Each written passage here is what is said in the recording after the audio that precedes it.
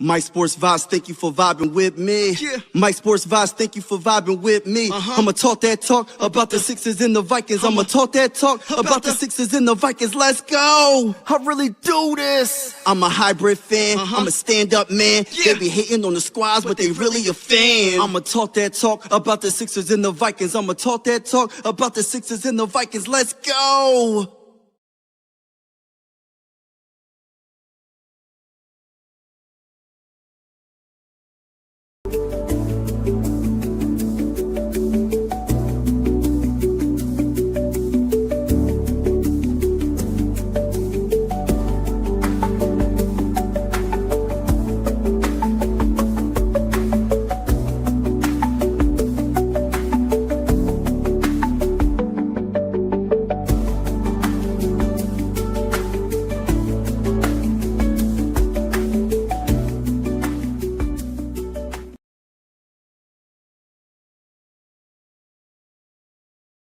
Let's go. Hey, listen, it's a little dark in here. Hold on. Why is it so dark? Why is it so dark?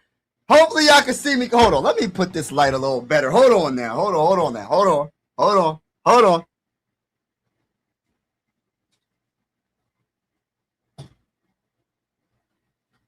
Gosh, it's dark. I don't know why it's so dark. But anyway, I want to say this, man. Shout out to everybody that's in the building. Appreciate y'all. I am your host, Mike Sports Vibes, where we cover the Sixers and the Phillies on this channel. But we're not talking about the Phillies right now.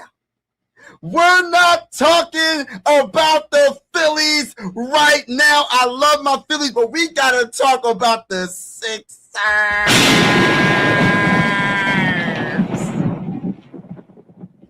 We got to talk about the Sixers, ladies and gentlemen.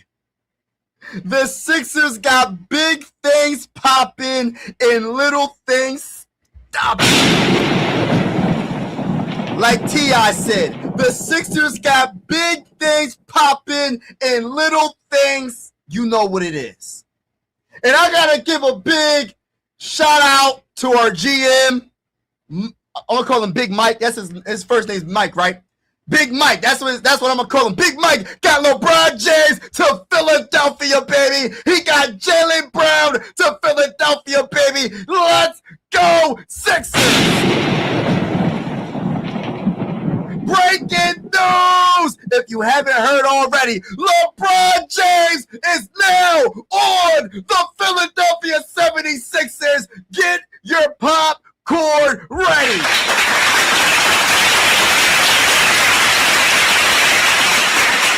LeBron James signs a 2-year, $8 million veteran minimum contract with the Philadelphia 76ers. And for all the ones that said, Mike, you don't know what you're talking about. LeBron would never come to Philly. Why would he come to the Sixers? You don't know nothing about basketball. Why would he come to the Sixers? Why?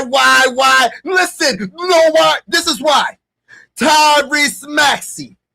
That's number one.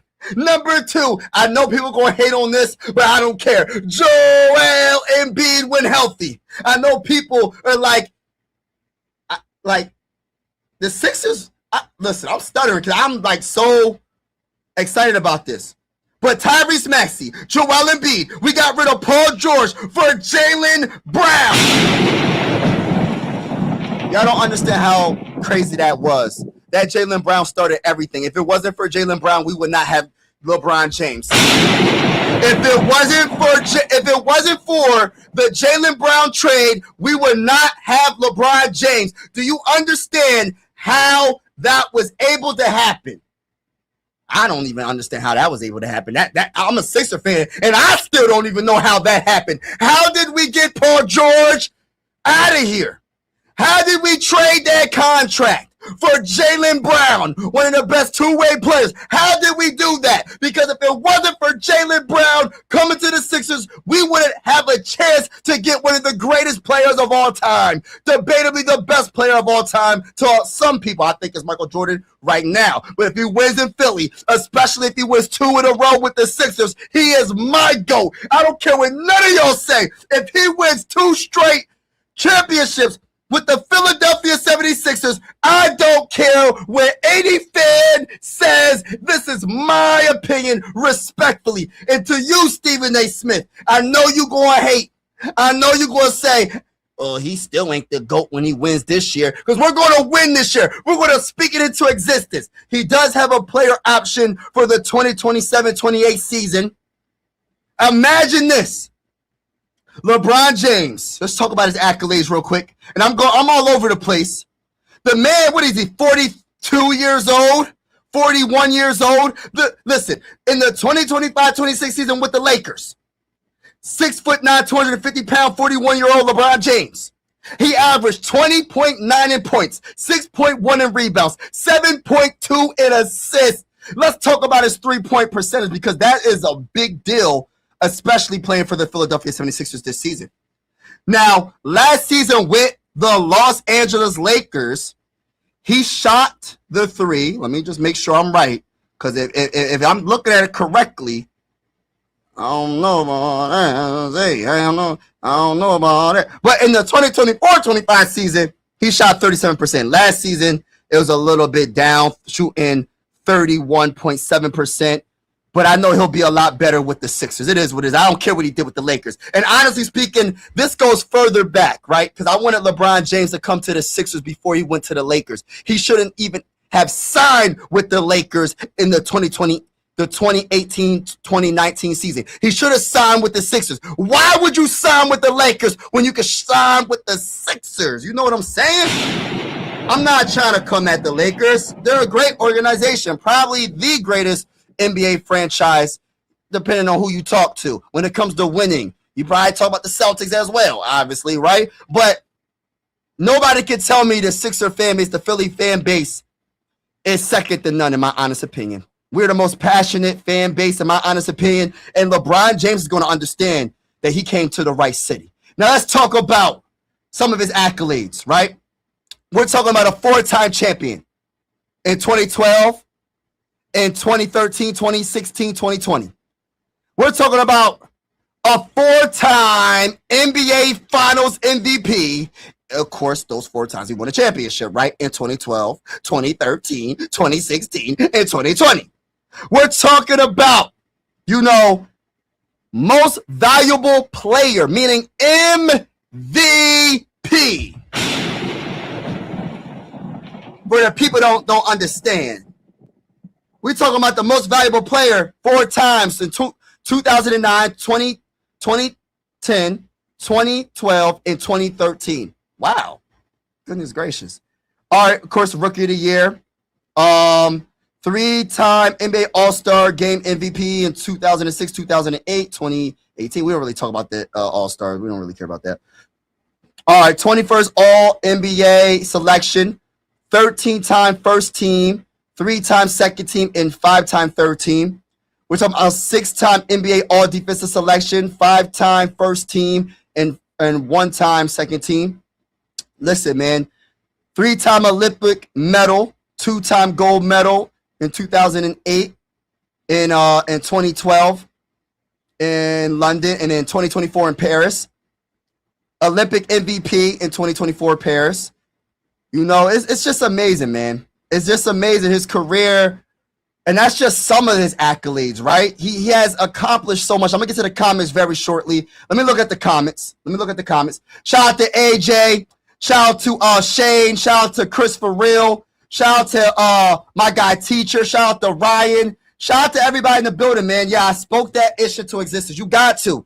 This is the thing, right? We got to start speaking things into existence, man. I don't care what nobody says. I don't care. This goes for anybody, anything in life. I don't care what nobody says about you. Oh, you can't do something. You can't do that. You're not going to accomplish it, man. Forget what they saying and go do it, bro. Anything is possible, bro. Anything is possible. When it comes down to sports, I understand a lot of things ain't realistic, but guess what? Anything is possible. Nobody would have thought Luka would have got traded from the Mavericks to the Lakers. Nobody would have thought we would have got rid of Paul George's contract and on top of that get Jaylen Brown. Nobody would have thought that LeBron James would be signing with the Sixers in his 24th season playing in the NBA. Like, come on. No, it's not. Respectfully, I disagree. I think this is a great move. It makes me feel so bad at the rest of the Jazz because they could have done better without LeBron. Now we're cooked. LeBron going to make bruh. I don't agree. Nah, man, I don't agree with that. LeBron James wants to win in Philly. Let's go, baby. I'm happy he chose Philly, bro. I'm happy he chose Philly. By the way, everybody that's in the building, hit the like button, hit the like button, hit the like button. Make sure you hit the like button if you haven't already. Make sure you hit the like button if you haven't already. And also hit the subscribe button. We will be going live for Sixer games this season. I'm just simply a fan of this team. I love the Sixers. I love basketball. Basketball, honestly, is my favorite sport. And I love the fact that we signed debatably the GOAT. We'll see by the end of his career. His career's not over yet. So I'm not saying he's the GOAT yet, but his career's not over, right? All right, when it comes down to it, right, LeBron, I believe he tweeted on X. He said, I believe I can help make the Philadelphia 76ers a championship team. And I am excited to energize a new fan base and start this incredible journey one last time. James wrote on X. This is my last decision. I'm not going for money. I'm not going for family. I still want to compete. Oh my gosh! Do y'all understand how powerful this message is? Do y'all understand how powerful this message is? Right? He said, I still want to compete, to win, and to have a chance at the feeling of winning another championship. So that means that he feels like the Sixers have the best roster to win a championship. He could have probably went with the Spurs. I don't know if the Spurs wanted him. They could have went to another team. He could have went to the Miami Heat with Bam and Giannis. He could have went to what's another team that was interested?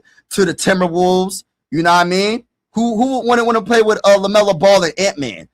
He could have went with the what's another team in the East? With the Cavs going back home. He could have went. What's another team in the East that he was talking about? I think those were the top teams, honestly. The Cavs, the Sixers. Oh, the Warriors was another team with Steph Curry. But I thought that the Sixers would be the team that he would pick. Not just because of Tyrese Maxey. I think it really was Jaylen Brown that made him really pivot his decision, because if it wasn't for Jaylen Brown, I think he would have went back to the Cavs. That's my honest opinion. I think he would have went back to the Cavs. The Jaylen Brown move was the best move in Sixer history. And let me tell you why. I'm not saying that Jaylen Brown's the best player in Sixer history. He could be one of the best eventually, maybe, depending on what he does with the Sixers. But think of it like this. And I'm not saying LeBron is in his prime where he's 30, where he's in his early 30s or early 20s or mid 20s or whatever, but he's still a very good player. He's still one of the best players in the game. He's still a top 15 player in the NBA right now. So I just wanted to put that out there. But when you talk about getting rid of a contract of Paul George and getting a Jaylen Brown, when you talk about not only you get a Jaylen Brown, right? You get off of that bad contract of Paul George, and you make LeBron James pivot his original decision, because his decision was not the Sixers before the Jaylen Brown. I can almost guarantee you. Why would he want to play with respectfully speaking, with a Paul George that can't play that many games? And respectfully, I love Joel Embiid, and I hope he can stay healthy, but he hasn't been healthy. And as much as I love VJ Edgecombe, he's only in his second year. I'm not saying he's going to be like, he's still going to be really, really good, because he's a really good player, but he's only in his second year. And as much as I love Tyrese Maxey, I love Tyrese. He's an all-star, one of the best in the game. But I don't think he would have looked at the Sixers' way if it wasn't for the Jaylen Brown move. And I also like the Dean Wade signing. I also like the draft. LeBaron Filan. I feel like the Sixers have a roster that can compete at the highest level, meaning a true contender. Let me look up the roster right now. 76ers roster with LeBron James. Let's go. What's the Sixers roster with LeBron James? Can you believe it? Can you really believe it? All right, so hold on. Let me look. I'm trying to look at the roster. All right, so we already know what the starting five is. We already know it's going to be Tyrese Maxey, VJ Edgecombe, Jaylen Brown, LeBron James, and Joel Embiid. And then we got Simmons. Reserve. We got LeBaron Filan, reserve. We also have I like Justin Edwards. I feel like he's going to get some more opportunity, and I think he's going to look a lot better with the Sixers. We'll see if he gets any minutes. I'm liking the Dean Wade signing more and more. Dominic Barlow, we'll see if he gets minutes because of the signing of Dean Wade. Adem Bona, that is the only weakness I see in the Sixers roster right now. I think we have a deep enough team. I feel like we just need a center. I'm a little bit nervous about the backup center. No, I'm not even a little bit. I am nervous about the backup center. I understand Dean Wade could play 5 sometimes. I understand people will probably even say LeBron could be the 5 sometimes, depending on what center. If he's a center that doesn't like to post up and bang down low, hey, listen, you could put a LeBron James or a Dean Wade on him. But if you're talking about a guy like a Giannis or a Bam, depending on if they're center, whoever plays center or power forward, I don't know how that's going to work. Probably going to be Bam at center, Giannis at 4. We'll see how they do their thing. They're probably going to switch them back and forth throughout the season to see what works best. But it just depends, bro. So I like Adem Bona, but he has to stay out of foul trouble. Janai Broom, I'm a little bit hesitant with him as well. So the only weakness I really see in this roster, you know what I mean? If everybody's healthy, is the center position, and it really, I'm questioning the second string, the backup center. The backup center. Is Adem Bona going to be that guy? We shall see. We shall see. But other than that, I think our lineup is really, really good. Yeah, I think our lineup is really, really good. Shout out to Adam Hurley. Shout out to everybody in the building. Make sure y'all hit that like button, everybody. Oh, what's going on, Angel? What's going on, everybody? Why? Yeah, we're gonna be all right, Shane. We're gonna be definitely all right. Shout out to everybody that's in the building, man. Make sure y'all hit that like button, hit that subscribe button. Yes, the Sixers just hello. What's going on? Angel, what's good with you? What's going on, Frox? What's going on with everybody? Yes, shout out to everybody in the building, man. We just signed LeBron James. LeBron James is with the Philadelphia 76ers. The only weakness I see on this roster, and like I said, this is a versatile roster. LeBron James could be the one at sometimes. LeBron James could be any position on this team at any given time, depending on the matchup, right? You also got Jaylen Brown could play 1 through 4, depending on the matchup, right? You also got so there's versatility here, right? The only weakness I see in the Sixers is the backup center. I love our backup guards. I love the LeBaron Filan pickup in the NBA draft. I think he got some of the best handles. I think Simons is going to be amazing. We also got Caleb Love. I got to do more research on him. But yeah, man, we're going to see what happens, man. If everybody can stay healthy, this is a championship roster. Book it. Speak it into existence. I know people are going to doubt, LeBron James is 41 years old. He still he's not the old LeBron. No kidding, Sherlock Holmes. Of course he's not the dang on LeBron James in his prime, but he's still one of the best players in the NBA. Any player that could average 20 points, 20.9 in points, 6.1 in rebounds, 7.2 in assists, shooting 51.5% from the field. Listen, this man literally, I'm just surprised at how good he is this late in his, I'm not going to say I'm surprised, but it's not normal.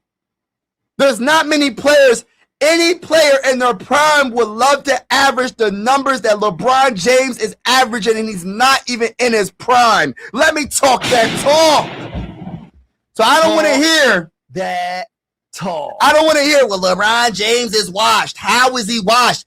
That means that most of the NBA is washed. If LeBron James is washed, don't look at his age. Look at his numbers. Look at his production with the Lakers. When Luka went down, who was running the ship? It was LeBron James. The Lakers were actually a threat. They were a threat with LeBron. Of course, with Luka, they're better. But when Luka went down, people probably thought the Lakers were really cooked.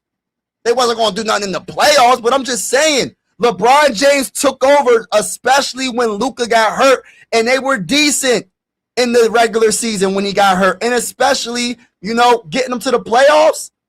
Come on, man. LeBron James held it down. How is he the best player on a team? Because I put him above Austin Reeves right now. There's only one player that was on the Lakers that I could say is better than him, and that was Luka. Luka's better than most of the players in the NBA. He's probably a top 3, top 2 NBA player in the game right now. We're talking about a 41-year-old that was the best player when Luka went down. Yeah, I like Austin Reeves, but he ain't LeBron James even at this age. Let me talk that talk. Let's keep it real.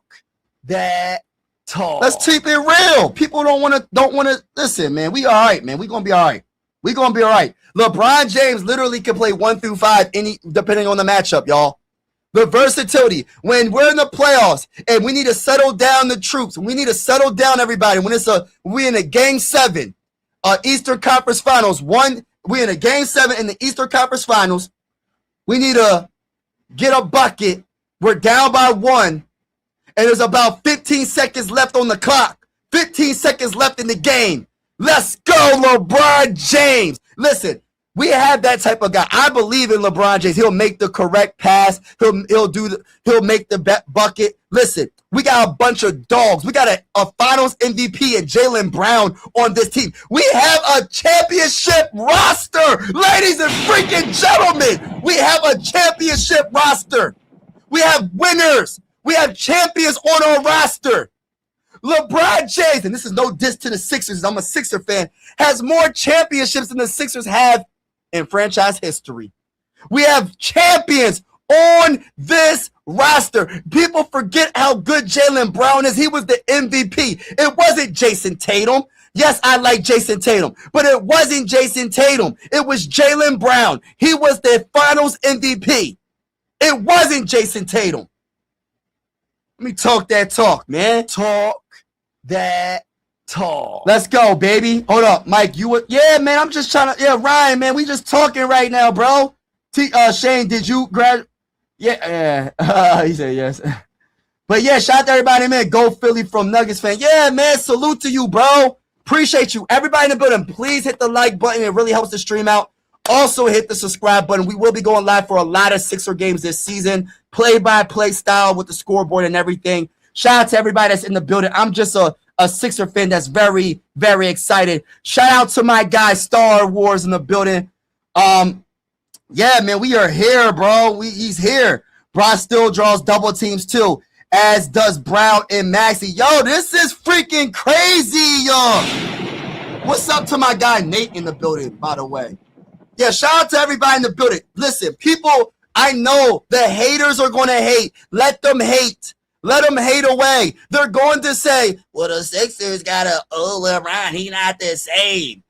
Okay, give me a player that's averaging 20 and averaging 6 in rebounds and 7.2 in assists. Give me that player. A guy that's a 4-time champion. A guy that was, I'm just saying, bro. And I know people are going to hate, but it is what it is. They're going to learn to appreciate very soon when the season starts. Your hate is going to turn into appreciation of how good this roster is being built. We have listen, one of our weaknesses last year was ball handlers, right? We didn't have the guards that we thought we had them, right? You know what I mean? We traded away Jarrett McCain, and everybody freaked out, and I'm not going to sit here and lie. I kind of seen it coming because they couldn't utilize him. Well, not even that they couldn't utilize him. It was Nick Nurse that didn't want to utilize him the right way coming off the bench. And VJ Edgecombe, in my honest opinion, is a better player than Jarrett McCain. I know Jarrett McCain might be a better offensive player, but he can't touch him on defense. And VJ Edgecombe is not that far behind Jared McKay when it comes to being a scorer. You know what I mean? And it's just the fact that when you drafted VJ, it's like, and he showed what he was showing earlier in the season, you was like, oh, shoot, we can get rid of him. But regardless of that, we didn't have nobody to back up Tyrese Maxey and VJ. Who was backing them up? Quentin Grimes. Respectfully, I like Quentin Grimes, but Quentin Grimes wasn't enough. He couldn't run the offense like that. But then when you go get a Simons and you get a LeBaron Filing, shout out to my guy, teacher in the building. My guy, teachers, listen, he said, yo, LeBaron Filing, one of them guys, man, I like him even better than Jared McCain. I said, I don't know about that yet, but you might be right. What I'm watching, I know it's just Summer League. I'm not trying to overly hype Summer League, but that man he's a bucket. He got handle. He got vision. He got that dog in him. I love it. I love players that love to play defense. No, is he the best on defense? I don't know about all that, but he makes the effort. It's not just about the statistics and getting steals. Yeah, steals are part of playing defense, but it's about man-to-man. When your guy's on you trying to cross you over, can you hold that man below his averages? If you hold a player below his averages, you're doing your job. Some of the things don't show up in the box score, like steals. But anyway, let's get back to get to the comments. Shout out to everybody that's in the building. LeBron James is in Philly. Hold on, y'all. Yeah, I'm getting to the comments. I'm gonna get to the comments. Yeah, man. We said I am annoyed for the punishment of coming to the room. Nah. I can't. Listen, bro. It's not about his age, it's about his production. All right, Maxey can average 20 plus. Jaylen Brown can average 20 plus. Bron can average, not even including the young rock. Yo, listen, and you know what's so crazy, Nate? Everybody's forgetting about Joel Embiid. Can I tell y'all something? I'm gonna tell y'all. This is not even a secret, right? But I'm gonna act like it's a secret, right? LeBron James is gonna make him work. LeBron James is gonna make Joel Embiid a better player. LeBron James, I'm not saying Joel's going to be MVP, but he's going to have numbers like an MVP. And y'all don't listen, he going to make sure he get in shape. He going to make sure he eat right. I'm not saying he isn't eating right. I'm just saying LeBron's leadership alone is going to have that man, hey, listen, Joel, I love you a lot, but hey, listen, I don't need you at the 3-point line. Hey, listen, I can set the picks up here now. You can go down low a little bit. You can destroy teams from the mid-range and when it comes to going to the post.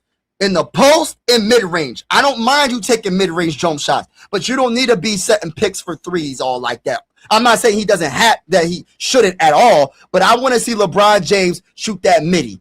Like Kevin Garnett, bro. Shoot the dang old midi. Like Tim Duncan. Shoot the dang old midi and dominate in the paint. And LeBron James is going to unleash a Joel Embiid that we have never seen.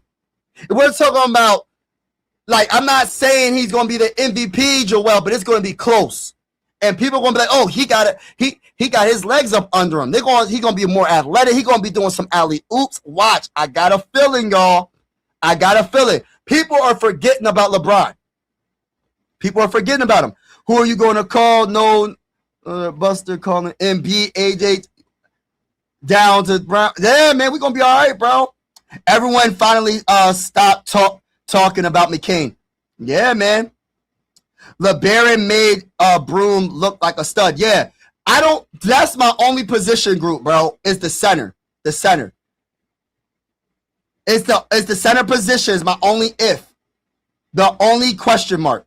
And maybe Janai Broom, maybe Adem Bona stepped his game up in the offseason. I don't know. But what I will say, and I know a roster cannot be perfect. Let me say that. There's no such thing as a perfect roster. You're going to have some type of flaws. If your starting five is very elite, your bench is going to be got players that are good, but then you might have a weakness somewhere else on your bench. I get it. You're not going to have a perfect roster. That's why you have superstars to cover up the deficiencies on your team so you can win a dang on championship. What's the point of having superstars on your team if they can't cover up no deficiencies? Nothing is going to be perfect. I'm just talking as a fan. I'm just talking as a fan of the Sixers. The only weakness I see, if there is a weakness on the Sixers, is the backup center position. Will it be a Dembona? Will it be Broom? Maybe so. Don't know. LeBron won everywhere he went. Exactly. I don't understand why people don't like LeBron so much. It's kind of crazy to me. It is kind of crazy. But everybody's entitled to their own opinion.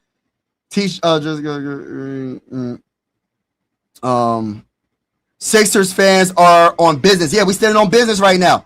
What's going on? Hold it. How you feel? Oh man, I feel wonderful, bro. Hey, does anybody want to join the show? Teacher, if you have time, I'm gonna put the link in the Oh crap! Hold on.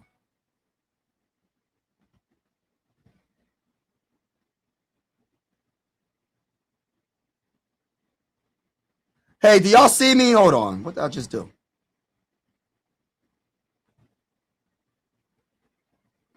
Hold on. Y'all see me, right?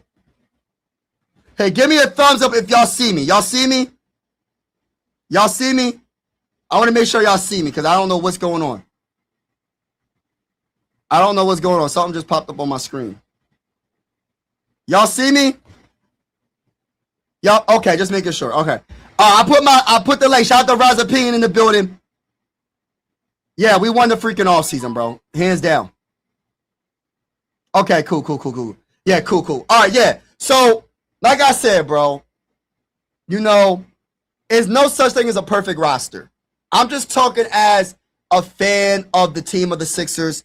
There's going to be some type of flaw, right? I'll take that any day of the week. I'll take whatever we got going on right now. You're talking about a LeBron James at the 5.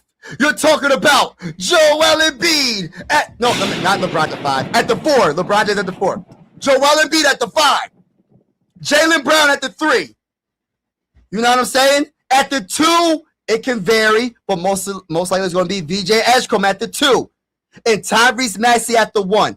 The versatility of this roster could go. You could even have Jaylen Brown be running points sometimes. That's how good Jaylen Brown can run an offense, y'all. Jaylen Brown is a decent passer, y'all. LeBron James is one of the greatest facilitators of all time, y'all. LeBron can run the dang on team, run the offense. Like, this is crazy.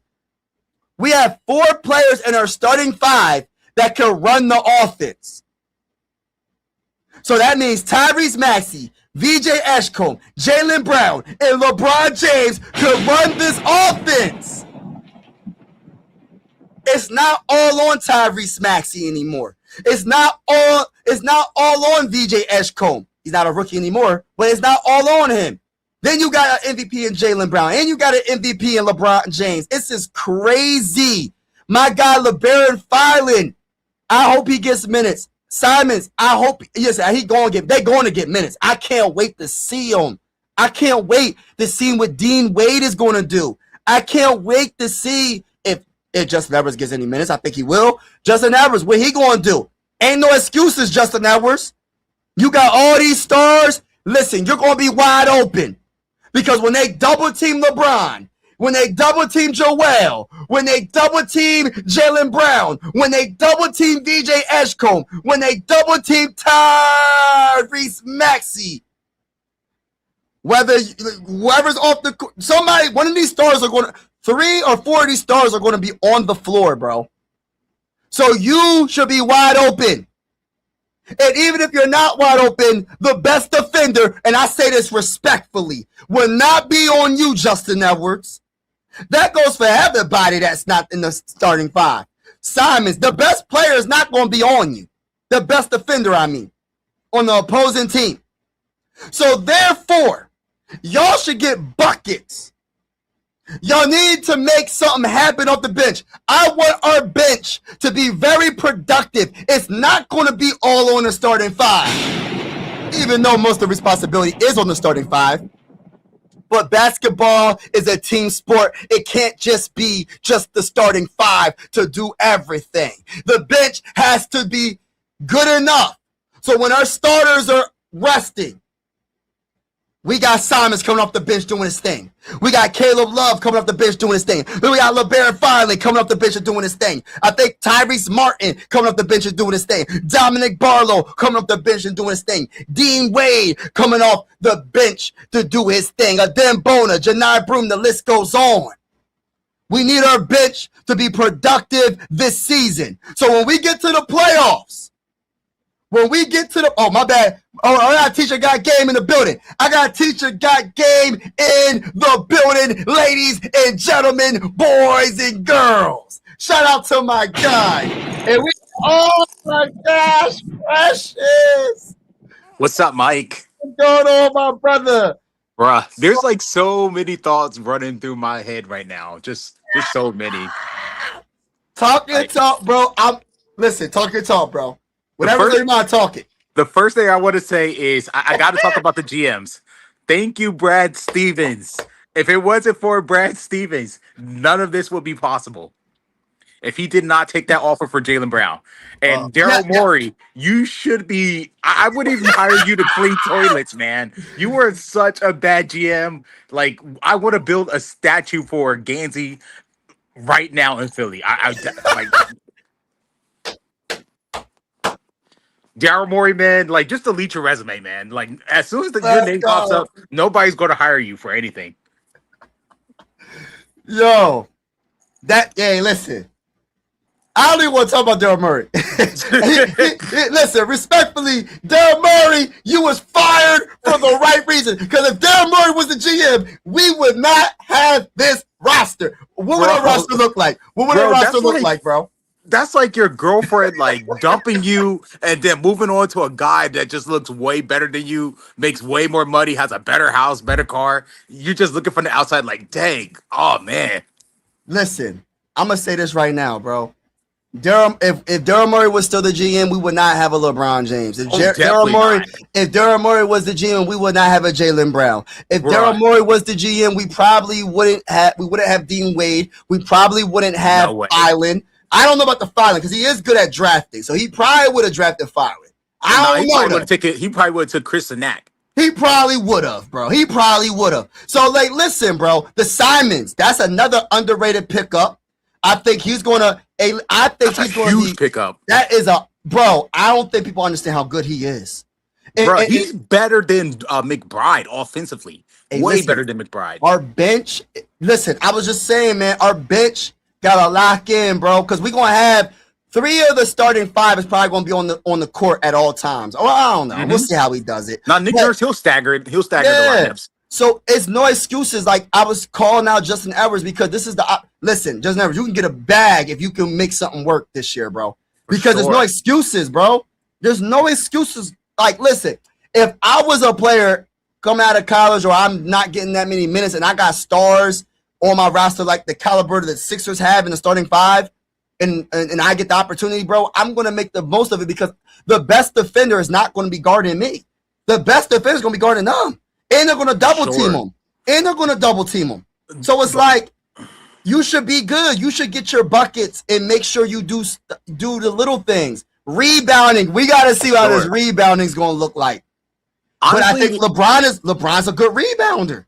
Every team's got their flaw. Like, I mean, we're going to have some solid rebounders on the team. Jaylen Brown's a good rebounder. VJ's a good rebounder. Max is decent for his size. Right. So we're going to be all right. Dean Wade, he's a decent rebounder. So we're going to be all right. Yes. Like, we're not small anymore. Remember we were running 3-guard lineups with Grimes and VJ and Maxey? Or sometimes we'll like put McCain out there. We're not going to do that anymore. My whole thing is this. I really want to see Filing get opportunity. Like, I hope it's not going to be just Simons and then it's like they're not going to play him. Because we have versatility because Jaylen Brown he could run the offense. LeBron could run LeBron is like, I'm not saying he's Magic Johnson, but he's very, very, very good at running the offense. Like, he makes one of the greatest passes I've seen like anyone in the NBA ever make. So it's going to be like, so Nick Nurse will have the excuse not to play Filing. That's my only problem. Is he going to play Filing? I think he has no choice because, like, if he runs Maxey into the ground like he did last year, he's going to get fired.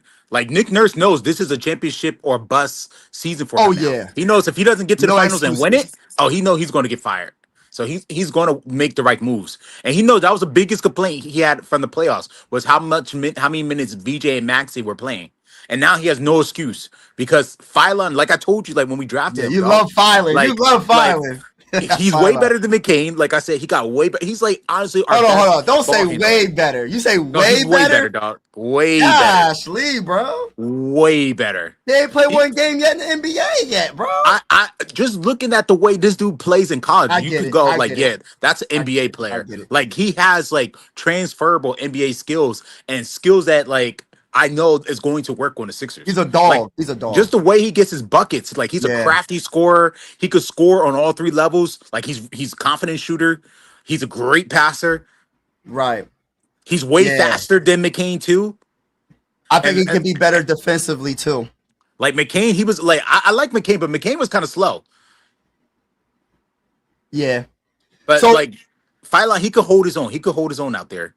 So my question to you, all that was a blessing getting rid of Jarrett McCain to get that first round pick. All of it was a blessing. Heck yeah. When you look at it now, it's a blessing. And My then only it's just complaint was like we didn't get a player back from McCain. But I was like, oh, we got a draft pick. And when I saw Yes, the draft, I'm like, right. I'm cool with the draft Yeah. pick, 100%. I'm just like, I wish we could have got a player back in return. Yeah. But like the fact that we didn't, and then like Gansey, he turned that into like Phylon. Woo. I mean, at the time, I was like, all right, cool. He drafted Phylon. I gotta see what else he does. Because if he doesn't add any more like players, then all right, that Phylon pick is not that good. It's like a B or C for me. But if Right. he adds some actual players, like, oh no, that's an A plus right there. right. Because that's an instant Tyrese Maxey backup right there. Like honestly, he's good enough to start. And that was my biggest issue. I'm like, oh, Phylon is like too good for the Sixers. Like he should be a starter. Oh my gosh. And that's a beautiful thing that you said that. Another thing, he could be our Dylan Harper, you know what I mean? Off the bench. He can be Sure. and also with Simons, you know, he's gonna be a bucket when he gets this is my question to you. All right, so Yep, go starting for it. when it comes to the center, we already know Joel Embiid's locked, right? We locked in. We know he's gonna be all right? He's gonna be good. We're gonna speak of the choices, he's gonna be healthy. Yep. So we know They all LeBron can 82 play games. 5 when it comes to the certain matchups. We know Dean Wade can play 5 when it comes to certain matchups. But forget that. Let's talk about the second play, our backup center, Adem Bona. No. And then you got Adem Bona and you got what's the other bull? Janai Broom. Porty. Janai Broom. No, Ariel Hook Porty, he's a champion, dog. Oh yeah. That's right. I forgot about And the reason him. why I'm going with Hook Porty is because Yeah. unlike Bona, he can actually catch offensive rebounds, and he's a 7-footer. Bona is not a 7-footer. He's only 6'10". That's right. I forgot about him. That was one of the first moves we made. Yep. With the Dean Wade. Okay, I got you. So he's gonna be the backup center. People need to stop like underestimating Huck Porty. I mean, From of the course Knicks, he wasn't right? getting that many minutes from the Knicks because he Yeah. was playing behind Robinson. But when he was going out there, like he was holding his own, he was giving those guys some rest. Right. So listen, I like it. I like it. Our roster is stacked, bro. Our roster is sure. stacked. I'm very happy that, you know, I seen you wrote the comment. I didn't comment back yet. He's like, hey, I gotta give you credit, man. You was talking about LeBron. Hey, listen, bro. You were, I man. was You the talking first about- person. Like everyone was Bro. calling you delusional, man. Saying, Yo, they you're said I was. delusional They was like, Sixers you fan." don't know basketball, Mike. It's never gonna happen, bro. I'm talking about as far back before, like, I think before he went to the Lakers. I don't know. I was like, I know I said it though. I know I said something You like, said yo, it early he- on, like LeBron. I know I needs said to it come to early Philly, on, bro. and that He Philly needed needs to. to make a trade. Exactly. Yo, the fact that we got this man like on a $8 million. Oh my deal, gosh, bro. that's a steal right there. Oh, did you hear his tweet? I did, but you can Yeah. go ahead and reiterate it. Yeah. All right, so let me make sure I can find it real quick. All right, so he said, hold up. Where is it? Where is it at? Where the heck is his tweet? All right, yeah, I believe. All right, he was like, I believe I can help make the Philadelphia 76ers a championship team. And I am so excited to energize a new fan base, which is the best fan base. He ain't say that part, but I think it's the best fan base. The Philadelphia 76ers fan base is the best fan base in my For opinion, sure. respectfully speaking. I don't care what the Knicks fans say they did. That's not going to happen. They're not going to come to our house. We are better than the Knicks right now. It ain't going. They're not coming to our house and running things in the playoffs ever again. It's a wrap. No, even if they do, they're going to go home with an L. I want them to do they're that. They better not. Not with a Jaylen Brown and LeBron James. No. We need that. Nah, with LeBron James being there, like them tickets going to sell out, man. It ain't happening now. It ain't happening. All right, what was I saying? All right, so I am so excited to energize a new fan base and start this incredible journey one last time. James wrote on X. He said, "This is my decision. I'm not going for money. I'm not going for family. I still want to compete, to win, and to have a chance at the feeling of winning another championship." He said, and family, I quote, LeBron James said those words. For sure. What you say, bro? I said, he said to his family, like, y'all can stay in Cali. I'm going to go to Philly and get this ring. Let's go. Yo, who would have thought that the Sixers roster looks so good on paper that LeBron James would pivot his decision? Because this is what I said earlier, bro. I really feel like if it wasn't for the Jaylen Brown signing, we would have no chance. If we would have had Paul George, he's not coming here. He's not coming here, bro. Definitely not. Jaylen Brown is the reason why we got LeBron James. So everybody that don't like Jaylen Brown, thank Jaylen Brown for signing for. Well, he had no choice. He got traded here. But just think, Mike Gansey for making that trade. Mike Gansey making that trade, getting off of that contract, that horrible contract, and getting Jaylen Brown, and not only getting Jaylen Brown, that made LeBron, because I truly feel LeBron, again, I'm going to say it again, he would have signed with the Cavs. He would have went back home. I thought he was going to the Heat, bro. Bro, I think he would have went to the Cavs. I don't think he would have went to the Heat. I think he would have went back home. I just have a feeling he would have went back home. I know the Heat looks very good. You can look at Giannis. You can look at Bam. I get it. Yo, but they Mike, still got... Like, I know you were following news, like how like the media and everybody was hyping up the Heat. They hyped them up the whole time. Like, here's why I think the Heat messed up. As soon as that person leaked that video, that LeBron James press introductory video to the Heat, on the Heat YouTube page, I think that's where they dropped the ball. Like right there, LeBron's just like, nah, I'm not coming. Yeah, because like, how dare you have the gall to think that I'm just going to sign with you? Yeah, because of Pat Riley and them. But let me just say this though, I think really, I really feel like he wanted to come to Philly because, like I said, Jaylen Brown wanted him. Everybody wanted LeBron to sign with them. Everybody, even the Warriors or Steph Curry. But I just feel like the Jaylen Brown put it over the top, and it does help that Tyrese Maxey, is what is his agent? Clutch Sports. Clutch Sports. That does help, and they have a good relationship. So I think all that, and then Mike Gansey, I think, didn't they play in high school or something, or college? Yeah, they competed against each other in high school. So it's just that relationship, and then it's just like he was on the Cleveland Cavaliers. He was part of the management team on the Cavaliers when they won. So we had that relationship, that comfortability of like, listen, I know certain players that's in charge. He made this roster, and look at this roster, man. I can't believe we really have this roster, and this goes to show you. Even though it seems like it's impossible, the impossible can be possible. There's no reason why we can't make moves. Like, I understand, like, people were trying to say we would never get out of one of these bad contracts. I said, at least get rid of one of these contracts, and we did. On top of getting one of these contracts, we got one of the best two-way players. Who would have thought? I would have thought it would be something like we get like a John Moran or something back, or something like a player that another team don't want. Mm-hmm. Even though the Boston Celtics didn't really want Jaylen Brown for some strange reason. I don't know if that was Jason Tatum. I don't understand how you don't want Jaylen Brown.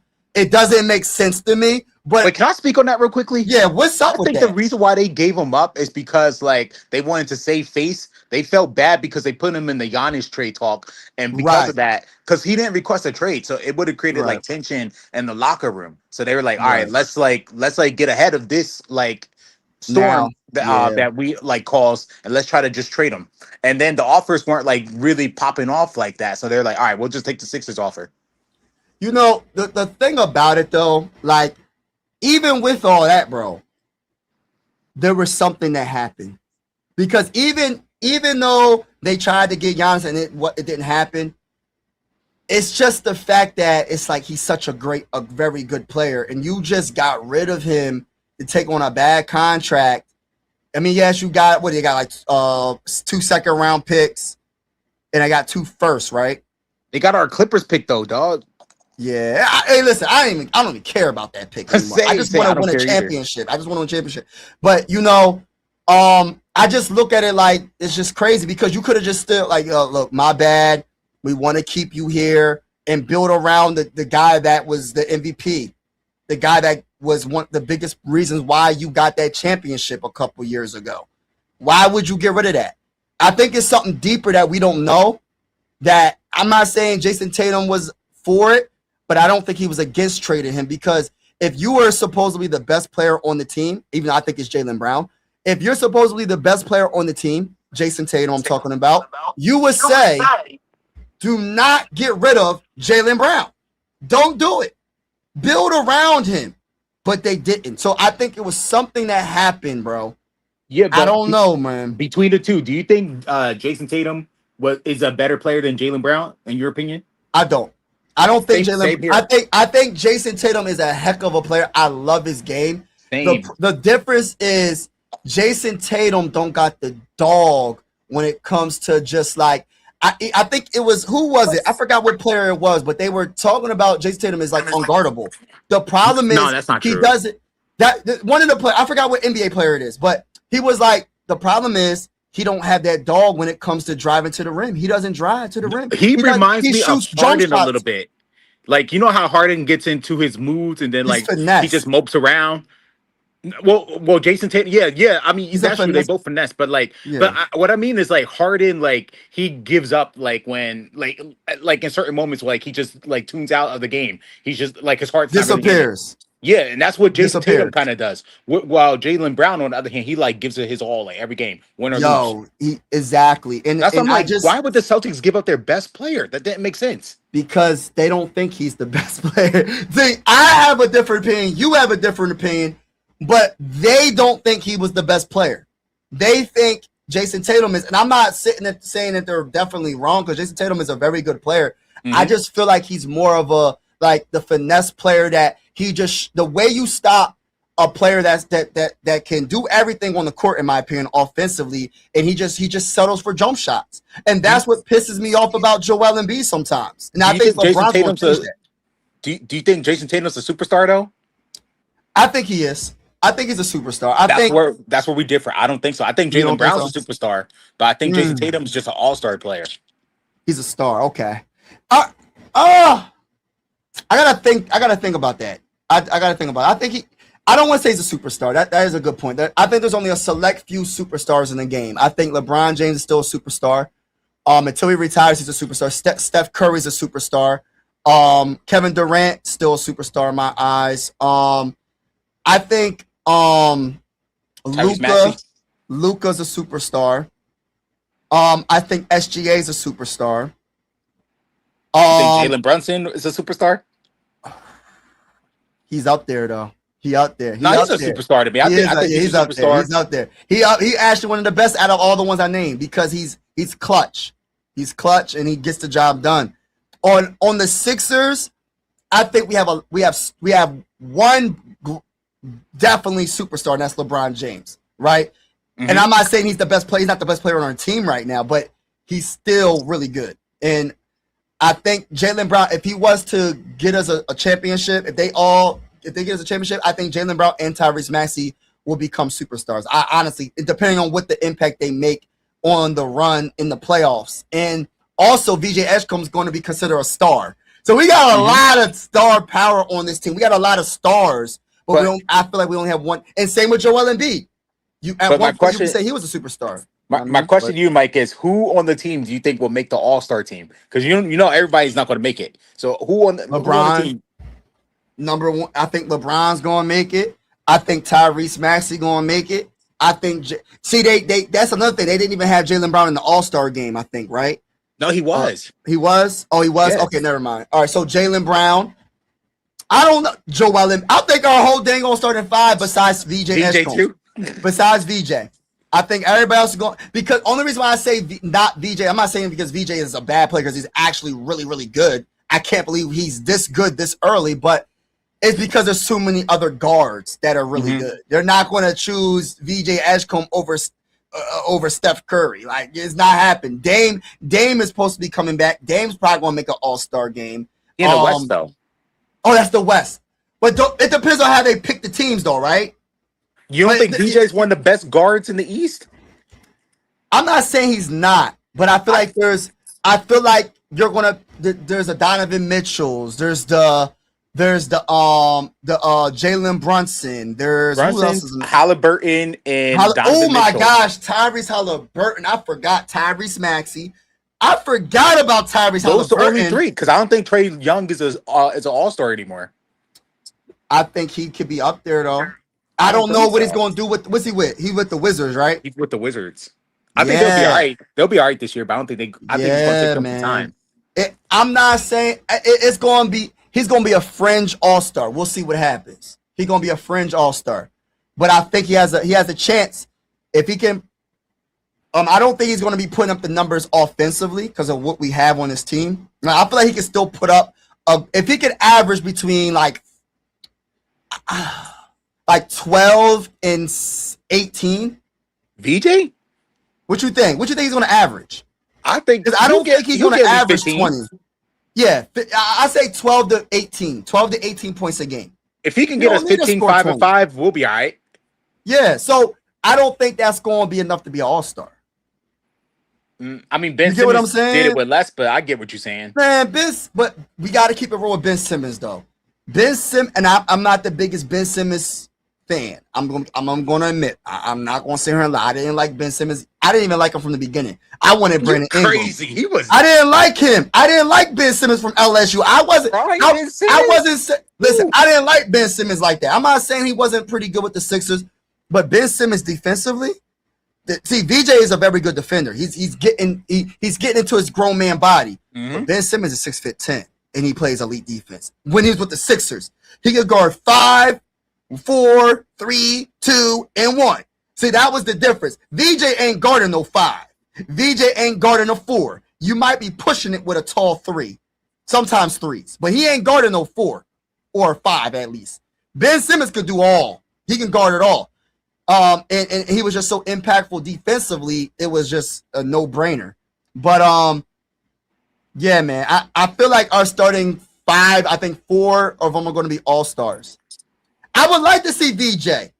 I would love to because I feel like VJ, people really started to kind of hate on him a little bit because of the Jared McCain. They're like, oh, we got rid of Jared McCain. And VJ's fault. Listen, VJ's a better player than VJ was McCain. better than McCain. I don't know what people are talking about. But people was hating on VJ because they thought Jared McCain was better. They thought he was better. And I'm like, yo, I didn't agree with them. Nah, but McCain was saying, after that injury, he was giving us donuts. I remember those games where he was just giving us 0 points. Yeah. And he wasn't doing nothing off the bench. And that's why I was trying to. And he was getting locked down. But he was good with the Thunder.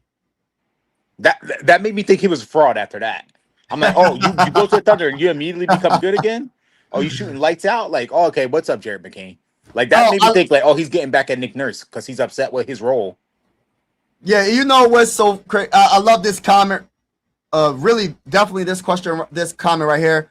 What a blessing for a young VJ. You know, and I'm not going to sit here and lie. Like, I did like VJ coming out that draft. I liked him a lot. I didn't think we was going to get Cooper Flag. I liked it, Dylan Harper. But my biggest thing, bro, my biggest thing was, you know, I like the Conca nipple. My biggest thing was, all right, you know, Ace Bailey was the popular pick. A lot of people were talking about Ace Bailey. I like the Ace Bailey, but when he was saying he didn't want to come to the Sixers, I'm like, all right, don't come to the Sixers. Don't come to the Sixers. If you don't want, listen, the one thing is, if you don't want to be a Sixer, skedaddle. Just like when Ben Simmons didn't want to be a Sixer no more, he had to go. We don't want nobody on the Sixers that don't want to be on the Sixers. Straight up. We don't want anybody on this team. If you don't want to be on the Sixers, We don't want you to mess up the vibe. Like Kendrick Lamar said, I'm gonna keep it PG. Yeah, it's a new Please culture don't kill my vibe. Please don't kill my vibe. Don't kill the vibe. Think about it, Mike. We got a new culture, like in 1 year's new time. Culture, a winning culture, because we got champions on this roster, bro. Championship pedigree now. We got two, bro. Can you believe it, bro? We got two players in our starting five, not off the bench, not a guy that was a bench warmer that was on a championship team. We're talking about we got two players in the starting five that got a championship or championships, bro. And we got finals MVPs at that. And their MVPs. Jalen, I don't know why people was sleeping on Jaylen Brown. Listen, bro. That man got that dog in him to the point where he'll guard the best offensive player on the opposing team. Whether it's Luka, Jalen Brunson. Put Jalen. Listen, I like VJ Edgecombe, but he ain't Jaylen Brown. I'm the Knicks. I'm scared of the Sixers right now. I don't care what anybody say. They don't. Hey, listen, they don't got to be scared to get beat down. They going to get that beat down. Hey, listen, they don't got to be scared to get beat down. You know, shout out to AJ in the building. Yeah, they don't got to be scared to get beat down. They could talk. And listen, my bull, what's my bull? My bull framed. Where he at? McRib. Where he at? Because he was hating. He's like, Jaylen Brown ain't even that good. He had to shoot so many times to get his numbers. Hold on, let me look up Jaylen Brown's numbers real quick. And now we got better shooters than everybody on his squad. This is the guy on his squad. Hold on, bro. This is the guy. They said Jaylen Brown ain't that good. What? I think they're coping. They're coping right now. They're like, oh my gosh, the Sixers are really good. We gotta hate. We gotta hate on them. We gotta try to media. Yo, if you watch ESPN, they're kind of going back and forth like I guess we gotta put the Knicks ahead because just because they're the champions, we gotta show them respect. But they know deep down, like, okay, the Sixers are better. Talk that talk, brother. Hey, listen, bro. Jaylen Brown. Can y'all believe it? He had an MVP caliber season, bro. This man is 6'6", 223 pounds. He is 29 years old, bro. He is 29. He's gonna be 30, I think, when the season starts. But he's 29 years old, bro. His prime. We're gonna have like at least 3 more years of his prime. People don't understand that. 6'6", 223 pounds. He was a third-round pick in the 2016 NBA draft. We're not gonna talk about everybody else, but points. This man in the 2025-26 season averaged 28.7 in points, 6.9 in rebounds. Let me stop right there. You know how I feel about rebounding. You know how I feel about rebounding, teacher. This is the thing, bro. We got multiple players that like the rebound. This man almost averaging 7 rebounds a game. And he could get you buckets. And that's not even all of it. He also is averaging 5 assists a game. That's not even all of it. He's one of the best defensive players in the game. Talk that talk, Mike. That's crazy, bro. Talk. When you think about it, talk. This team, listen, if you could say any weakness about Jaylen Brown's game, right? You could say, oh, he don't got that much in his bag like Jason Tatum. I will agree when it comes to scoring somewhat. But at the end of the day, you can have all that talent. Hold on. Let me finish. I think Jason Tatum can score. All right, so let me say this. You don't have to have so many moves to score, right? I think Jason Tatum has a lot more ways to score than Jaylen Brown, but I feel like Jaylen Brown, with the bag that he works with, he gets the job done. I don't know if I said that right, but I feel like Jaylen Brown, right, for him to average 28 points and be efficient and shoot 34.7% from 3. No, that's not elite 3-point shooter. That's average, right? But it's the point that he took 2 to 5 threes a game. Between 2 to 5 threes a game, he was taking. Some of these players don't be taking. Some of the players that take 5 and up when it comes to threes, their 3-point percentage be trash, bro. A lot of them. Unless you're Steph Curry, there's only a select few that could just chuck up 9 threes and they'll get away with the crap. But I don't like it though. Mike, the thing with Jaylen Brown though is like he's kind of like Brunson. He takes tough shots and he makes them. He makes it. He'll be our clutch player. He's our closer. He's the closer. That's what's crazy because I think Tyrese Maxey can be the closer. I feel like Jaylen Brown could be the closer. I feel like in any given day, LeBron could be the closer. And I know people are forgetting about Joel Embiid. I know people are forgetting about what he's going to bring. He's the lost man now. He's like, you know what I mean? It's not all on him anymore. If he got hurt, we still winning it all, bro. We still could win it all. We still can win it all. You don't have to do a thing, and we can still win it all. It's crazy how good this Joel's roster just is. a cherry on top of this thing now. Yes. Imagine LeBron being your fourth option, bro. He going to average 10 plus. Yes, I think that's what I was saying about like the versatility. We have a lot of ball handlers. Before we didn't really have it. Like Quentin Grimes coming off the bench. And I know my boy teacher was like, get him off the team. My boy did not like Quentin Grimes, especially in the playoffs. That man was horrible in the playoffs, bro. Like, listen, he's not one of them guys that got the handle like that. And when you got a Filing and a Simons, and then you got a LeBron and a Jaylen Brown that can handle the ball, we looking good, bro. We looking good. LeBron finally got some young dogs. Yes, we have a balance of veteran and young players. We got a lot of young players. We got a balance, bro. We have a true balance on this roster, which I love. You can't have a whole bunch of old players. You can't have a whole bunch of young players.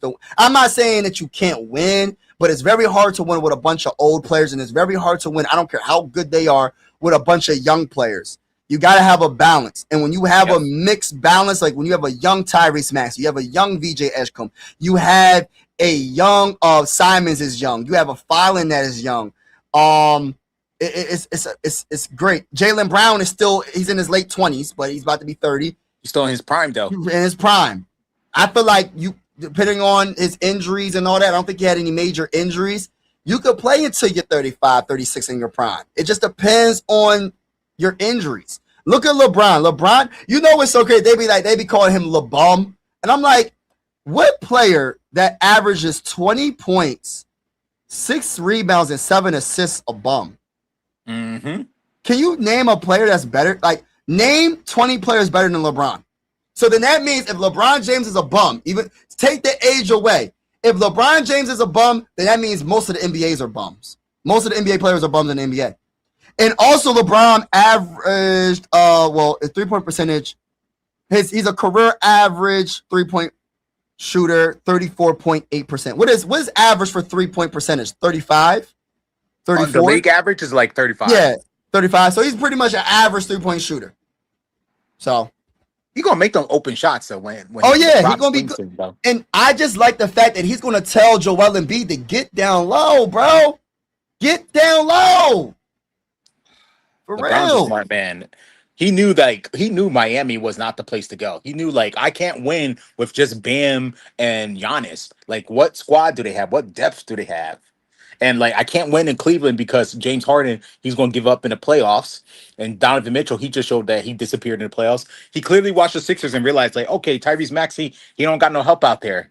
And if I show up. I like this comment. The open man or matchup will dictate the closer. I love this comment because that's a fact. Because it's not like a team where, all right, for instance, we have a Michael Jordan. And Michael Jordan definitely with the Bulls was the closer, right? Like this team got numerous closers, and there's different ways to close. LeBron can close by giving a great assist at the end of the game, or he can hit a 3, or he can dunk on someone, or hit a midi, whatever. We have Jaylen Brown. He can do it. So it depends on the matchup, who's hot at the time. I know people keep forgetting about Joel Embiid. I'm going to make a point to keep putting Joel Embiid in the conversation because I have a feeling he's going to have one of the best seasons of his career. And this is going to energize him. And he's finally going to be healthy. And I can't wait to see. And LeBron's going to give him some ease because what did we struggle with last year when Joel Embiid was healthy? Wasn't really healthy all like that last year, but when he was, it's a struggle to get him the ball. You think LeBron's going to struggle to get him the ball in the post? Nope. Nobody. They're not going to struggle to get him. Well, he's not. You know what I mean? No, but I think what it is Joel is still going to command double teams. And right. Now we have so many scoring options. And VJ Yes. himself, he said like no one's going to ever like leave me wide open as like the Knicks did. They're going to respect my jump shot now. So I know that man. He's going to come in shooting like a 40 clip. Right. I could watch the Sixers there. Yeah, I know. Hey, listen, I'm so happy. And I had a feeling like I had to, I've been wrong for years. So, teacher, I've been wrong for years saying LeBron should come to the Sixers. I think he's going to. But I had this strange feeling this time, man. And it's not even strange. Once the Jaylen Brown thing happened, I said, why would you go play for the Cavs? Respectfully, I like Mobley. I mean, unless you want to go back home. I like Mobley. Actually, Mobley's one of my favorite players. I love Mobley. I like Donovan Mitchell, the Spider. But he don't play no freaking defense at all, bro. And James Harden is done. And James Harden, if you re-sign him, I don't even know what James Harden's contract is. He don't play no freaking defense. James Harden can't guard my grandpa. My grandpa is like 80. He can't guard my grandpa. So why?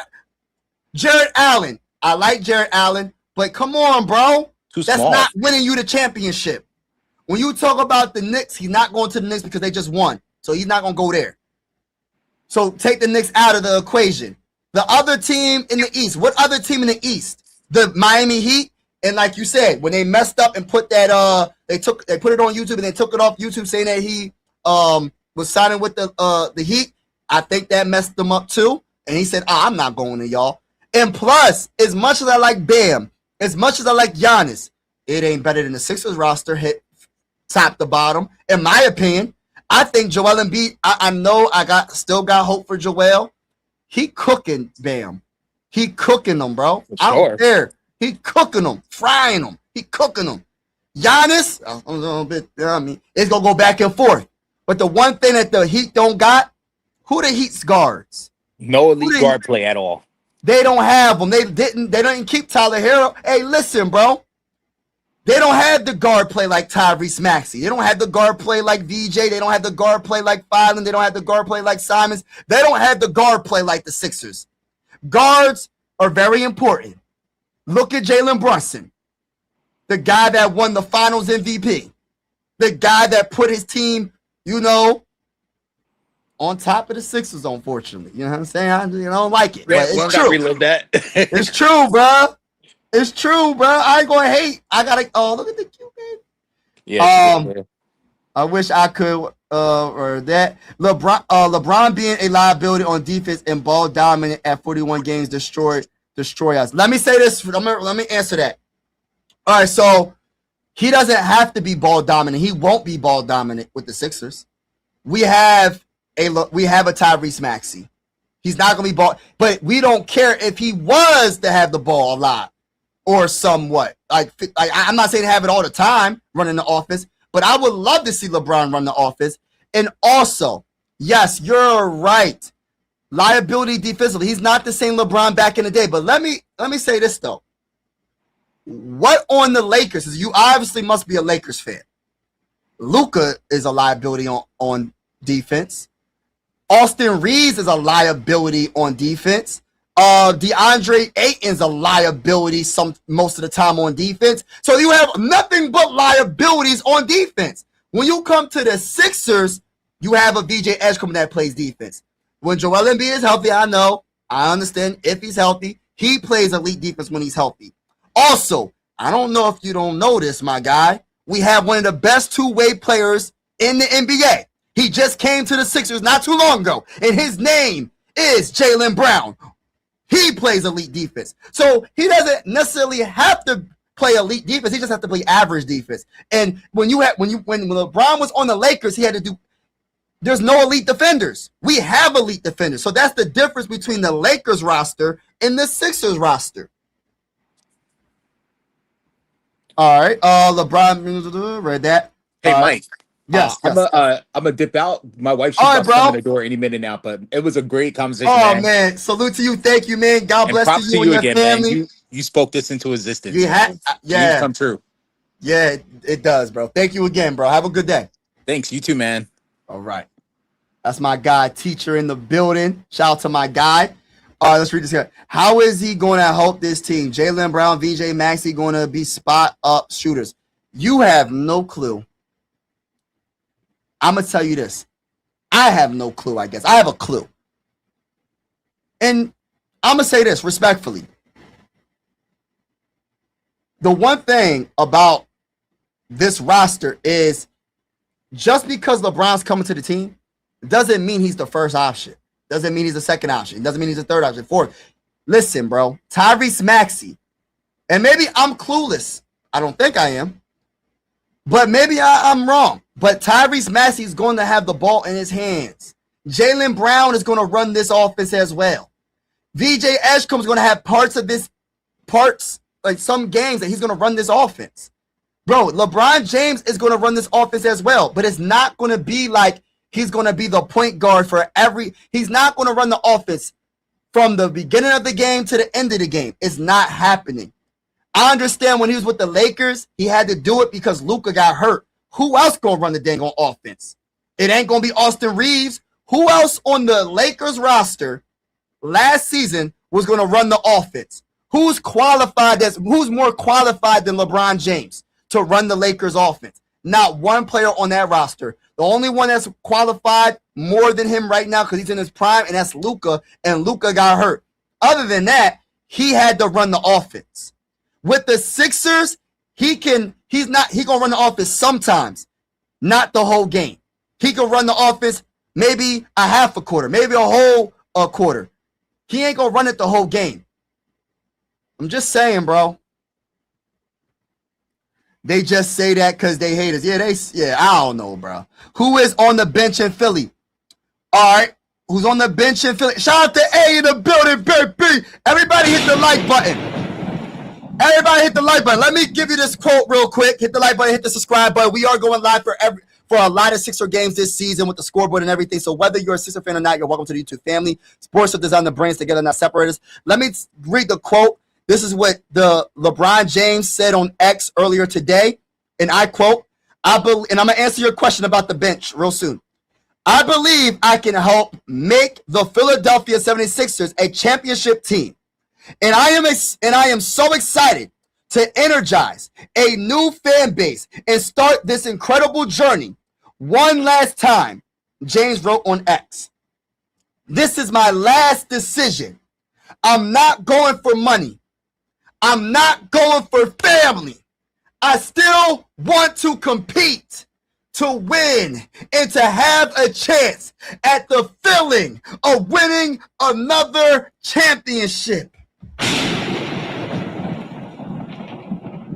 That's what LeBron James said. So, our roster, we have Simons. We have LeBaron Filan, the 22nd overall pick in this last draft. We have Justin Edwards. We have Dean Wade. I think he's going to be a big part of this team defensively, and he's a good three-point shooter. I got to do more research on Caleb Love. We do have a Dembona and Janai Broom. The only weakness I really see is the center position, but LeBron James could be center depending on who the center is. And also Dean Wade could play center depending on who the center we're playing against. So it's about matchups when it comes to the center position. I feel like we're deep enough. And what's the other guy's name we signed from New York? I forgot his name, but we also have him. We also have Dominic Barlow. Dominic Barlow, I feel like I hope he gets opportunity. Give LeBron James some days of rest and have Dean Wade play at power forward and have Dominic Barlow as the reserve, the second stringer. So yeah, I hope to see Dominic Barlow play as well. But I think this roster is very, very good start to top to bottom, and I feel like we have a lot to prove. I know a lot of people. I know Las Vegas is probably saying the Sixers have the highest chance to win in the Eastern Conference, but it's not about winning the offseason. It's about winning in the postseason. It's about winning in the regular season. You can look good on paper, but you got to prove it. Everybody's going to want the Sixers. Even the defending champions, the New York Knicks, are going to want to prove that they're the champions and they're going to win it again. They're going to try to win back-to-back. Even the Miami Heat, oh my goodness, bro, with the Giannis, with Bam. We're going to see how that looks. But who's their guards? I can't even name the Miami Heat guards, and I don't mean that in no disrespect. I can't think off the top of my head. Who are their guards, bro? Know what I mean? And then when you talk about the Pacers, is going to be a good. Oh my gosh, the Pacers are going to be very good too. I think Tyrese Halliburton is one of my favorite players in the game. I think he's definitely one of the best point guards. He's one of the. He reminds me of a Rondo, but not Rondo. He's not Rondo, but he reminds me of Rondo. He's one of the guys, and what I mean by that is Tyrese Halliburton plays good defense. Plus, he's one of the best facilitators of the ball. And Rondo, what did he do? He played great defense. He's one of the best facilitators that we have probably ever seen, right? And on top of that, he's one of those guards that he looks to get his teammates involved before he wants to score. And that reminds me of Tyrese Halliburton. So the Eastern Conference is going to be shaken up. We're going to see what the Boston Celtics do. After losing Jaylen Brown, we'll see if Jason Tatum can be the best player on that team and be an MVP caliber player. We're going to see. You don't want to forget about the Detroit Pistons. The Detroit Pistons with Cade Cunningham, and I know they drafted I think they drafted a power forward. I forgot who they drafted, but the Detroit Pistons are going to be good. So the Eastern Conference is not we're just going to run through the East and just win it all. We're going to speak it into existence. I feel like we're going to, as a Sixer fan, But the Eastern Conference got some good teams, and we're going to see how this all plays out, one game at a time, and see what happens. Shout out to everybody in the building. LeBron James to Philly is unbelievable. Yeah, exactly, bro. This is crazy, bro. Crazy work, bro. I can't believe this, bro. It's going to be a block party. Yes, let's go, baby. Yes, hit the like button, y'all. Everybody hit the like button. Embiid ain't that durable anymore. That is a good comment, and honestly, I do agree with you. He has never been durable. So I don't agree with your whole comment because he never been durable, respectfully. But this is the difference between those years and this year. He doesn't have to be the best player. The years that he wasn't durable, he had to be the best player for the Sixers to have an honest chance to win. Not anymore. It's not back in the day Sixers where we all put all our eggs in one basket when it comes to Joel Embiid to be the MVP, Joel Embiid to put us over the mountaintop. Not when you have a Jaylen Brown. Not when you have a Tyrese Maxey he's in his prime. He's young, but he's a vet in the game now. He's been in the NBA for a couple years now. So it's different. So I do agree that he has durability issues, but I feel like he will be healthier this year because the pressure is great because he doesn't have to be the best player on this team anymore. He can have games where he can score 10 points. Before, he had to score like 35 points for us to win. You know what I mean? So it's a little different now. It's a little bit different. It's a little different than what it was before. LeBron, one of the greatest passers ever, ain't going to struggle to give him the ball. Facts, bro. There's no pressure on one. Yes, two players. Yes, it's a team sport, bro. Facts. Bro, I thought he would go to Miami because some intern accidentally made. Yes, exactly. I think that kind of messed it up, though. Like my bull teacher said, press LeBron James. I think, honestly speaking, though, I think that roster is very, very good, but I don't think it's good enough. I think even with a LeBron James running the one, being the one, running point, small forward or whatever you want to call it, because LeBron can play every position, right? I don't think that roster is good enough. Respectfully, maybe I'm wrong. Maybe the Miami Heat are better than what I'm thinking they are. They're really good. We'll see what happens. I'm loving it. I love it. Mike, maybe you might be able to speak. Oh, stop it. We ain't gonna do that. We're not gonna do that. We're not gonna do that. I'm not letting you mess the vibes up. We just saying need someone to guard I need low key, but that's it. Honestly speaking, it's teamwork make the dream work. Jaylen Brown can slow him down. Dean Wade can slow him down. Joel Embiid can slow him down. We'll be fine. I ain't even worrying about it, bro. Yeah, bro. I had to. Lakers don't got nobody. I had to put some respect on LeBron James' name, bro. For real. Now Stephen A. Smith has to. Hey, Stephen A. Smith is gonna hate on this. Look. I'm gonna name two big time. I respect them a lot, by the way. Two big timers on that used to. Well, Stephen A's on ESPN, and Skip Bayless was on ESPN. Now I don't know what he's doing now. I think it was on Fox. Skip Bayless is going to hate the Sixers, bro.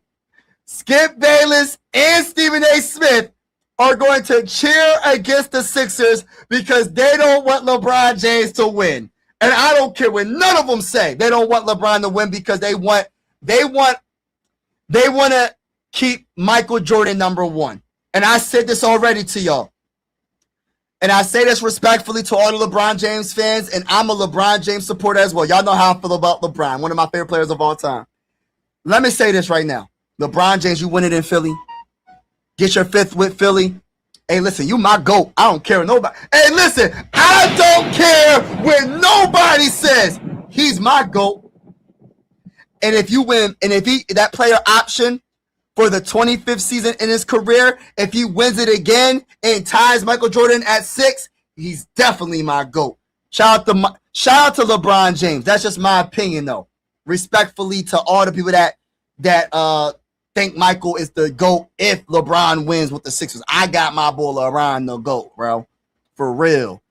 There is a fast track to the finals. Get your popcorn ready. Let's go, baby. Are the Sixers need a good backup center and above average shooters? I think we got enough shooting, bro. I think we got enough shooting. I honestly speaking, you can never get enough. So if we get more shooters, I'm cool with that. I think Jaylen Brown's a good shooter. Is he an elite three-point shooter? I don't care for that because there's other ways you can score the ball besides shooting threes. I know you're not. I don't know if you're talking specifically about threes, but I know LeBron can make threes. We got a decent amount of players that can make threes. Tyrese Maxey, VJ. These players' percentages are going to be so much better because Jaylen Brown's on the roster. Tyrese Maxey's going to have way easier shots. I wouldn't be surprised if Tyrese Maxey's three-point percentage is the highest on this team by the end of the season. I would not be surprised. Honestly speaking, I wouldn't be surprised if VJ Edgecombe's the second when it comes to three-point percentage because you really can't double team these players no more. You can't double team Tyrese Maxey no more. Like there's gonna be wide open threes, bro, left and right. LeBron gonna find them. I'm telling you, bro. But I definitely agree with the backup center. I do agree with. There's nothing wrong with having more shooters. We do have Simons. I'm not sure what his three-point percentage is. I'm not really sure how good Filan's three-point percentage is. But I think because of the starting five that we have, naturally, I feel like all their percentages are going to be a lot better because they're going to have open threes, bro. They're going to have way more, and not just threes. You're going to have open middies. You're going to have driving lanes because they're going to get double teamed. Since when has LeBron ever played center? LeBron plays centers in certain games. In the playoffs against certain matchups, he plays center, bro. He doesn't play center like all game long, but certain matchups, LeBron played center, especially in his prime with the Heat, especially in his prime with the Cavs. I'm not saying, oh, LeBron James the center. No, he can switch to center. I'm not saying from the very moment the jump ball, LeBron James is the center. That's not what I'm saying. I'm talking about he can switch to center. And against certain centers, he can play center. But I'm not saying he's going to, from the jump ball, he's going to be the starting center. That means all of our centers are hurt.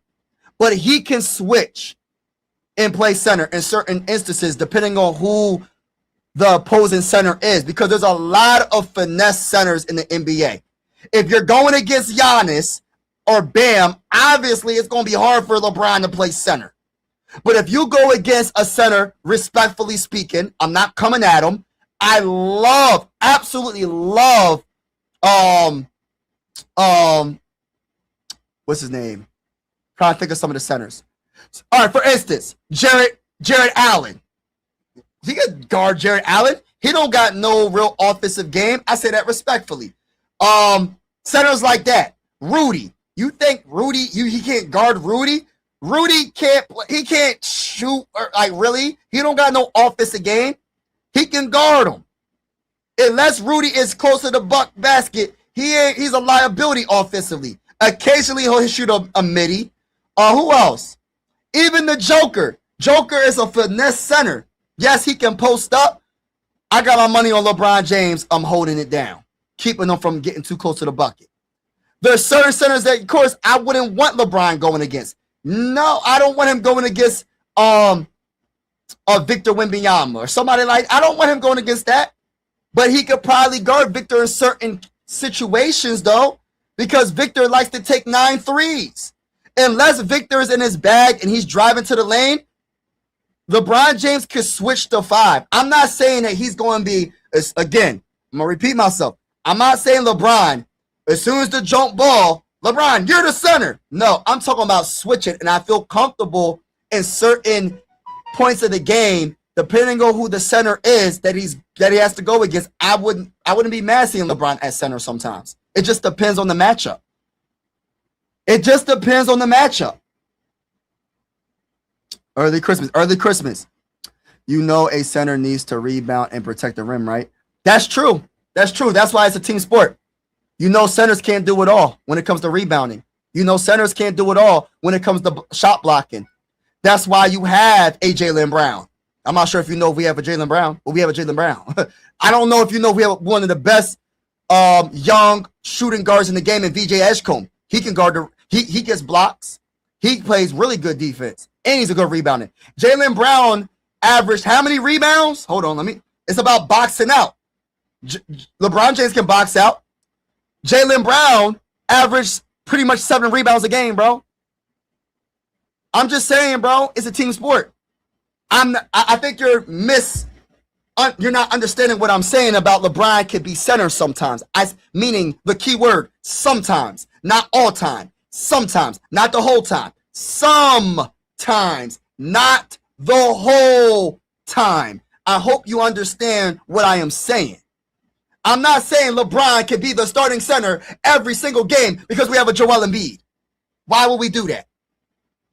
We're not going to put my 41-year-old that's not in his early prime at center the whole entire game. I'm saying in moments of the game, he can play center. Not the whole game. Sometimes, certain moments of the game, he can switch to center. I hope you understand where I am coming from. I don't know what else to say. If you don't understand what I'm saying, I can't help you understand, bro. I just can't. I can't help you understand. I think they should move VJ to the bench, have Simmons start.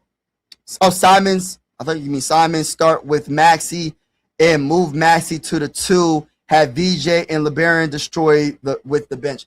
I like they're gonna do some things like that. I'm pretty sure, but honestly speaking, I think it's just too much. I wouldn't take VJ out the starting lineup. Unless he struggles, which I don't think he will. I wouldn't take him out the starting line. But I get what you're saying. I feel like even if you don't change the starting 5, I feel like our bench is still a reliable bench that can get buckets. Simons is a bucket. Phylan is a bucket.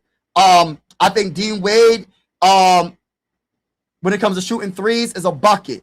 And you know they're going to have some. It's not going to be like the bench ain't going to have no starters. Some of our starting 5 is always going to be playing the whole game. It's not going to be the whole bench. It's just going to be the whole. It's going to be a whole bench from the 1 to the 5. It's going to be some starters playing at all times. But I do get it. I think our bench is going to shock a lot of people. I think our bench is actually pretty decent, man. Allen Iverson may come off for real. Let's be honest here. The Knicks are the only team in the East with chemistry, and they already won the chip. That's scary. Sixers have a decent on paper. Yes, I will agree that they have the chemistry. They are the champions, and they deserve our respect. I got nothing but respect for the Knicks. You know what I mean? I got nothing but respect. But I'll tell you one thing. I think the Sixers can build chemistry too. I feel the Sixers are a scary team as well. And I hope the Sixers and the Knicks go at it in the Eastern Conference Finals. Bring it on. May the best team win. Like I said, I got nothing but respect for the Knicks, man. The Knicks deserve to win that championship. I'm really, really happy specifically for Towns. Those who know, I'm a big Towns guy. I love Towns. One of my favorite players in the NBA is Towns. I'm very happy for him. Specifically him. I love Towns, right? I think he's one of the most underrated centers in the game. And he was one of the biggest reasons why they won that championship against the Spurs. Because Victor Wembanyama did not dominate like you thought people thought he was, including myself. And Towns is super underrated defensively. And if you get the Towns that is really in his bag defensively and he can bring offense as well and get you 20 or 15 to 30 points in a game, dang. Plus with everything else they got and Anunoby and Mikal Bridges and Jalen Brunson and in their bench, it's hard to stick with, bro. I'm not gonna lie, but as much as I respect the Knicks, they're going down this season. We're gonna beat the brakes off of them. It's all love. It's all fun at the end of the day. I'm gonna talk my trash, but I do respect the Knicks, and I can't wait until next season. I can't wait. As a Miami fan, I'm angry at Pat Riley. Made us think we had LeBron. Lesson learned, never prepare a YouTube stream. Exactly. You know what? I think that was a mistake. Maybe it was a mistake. Maybe LeBron was going to go to Miami. Maybe. We'll never know. Maybe LeBron did say it, tweeted. I don't know. But I think LeBron was going to come to the Sixers after the Jaylen Brown. I think when we got Jaylen Brown, I think that was when LeBron was going to come to the Sixers. That's when I thought he was going to come. You know what I mean? No, that's not me. I'm not acting like he's in his 20s. No, bro. That's not what I'm saying, bro. Second round exit playoffs, I don't believe that. We'll have to agree to disagree. What I am saying is even though he's in his 40s, he does not have to be the first option. He does not have to be the second or third or fourth.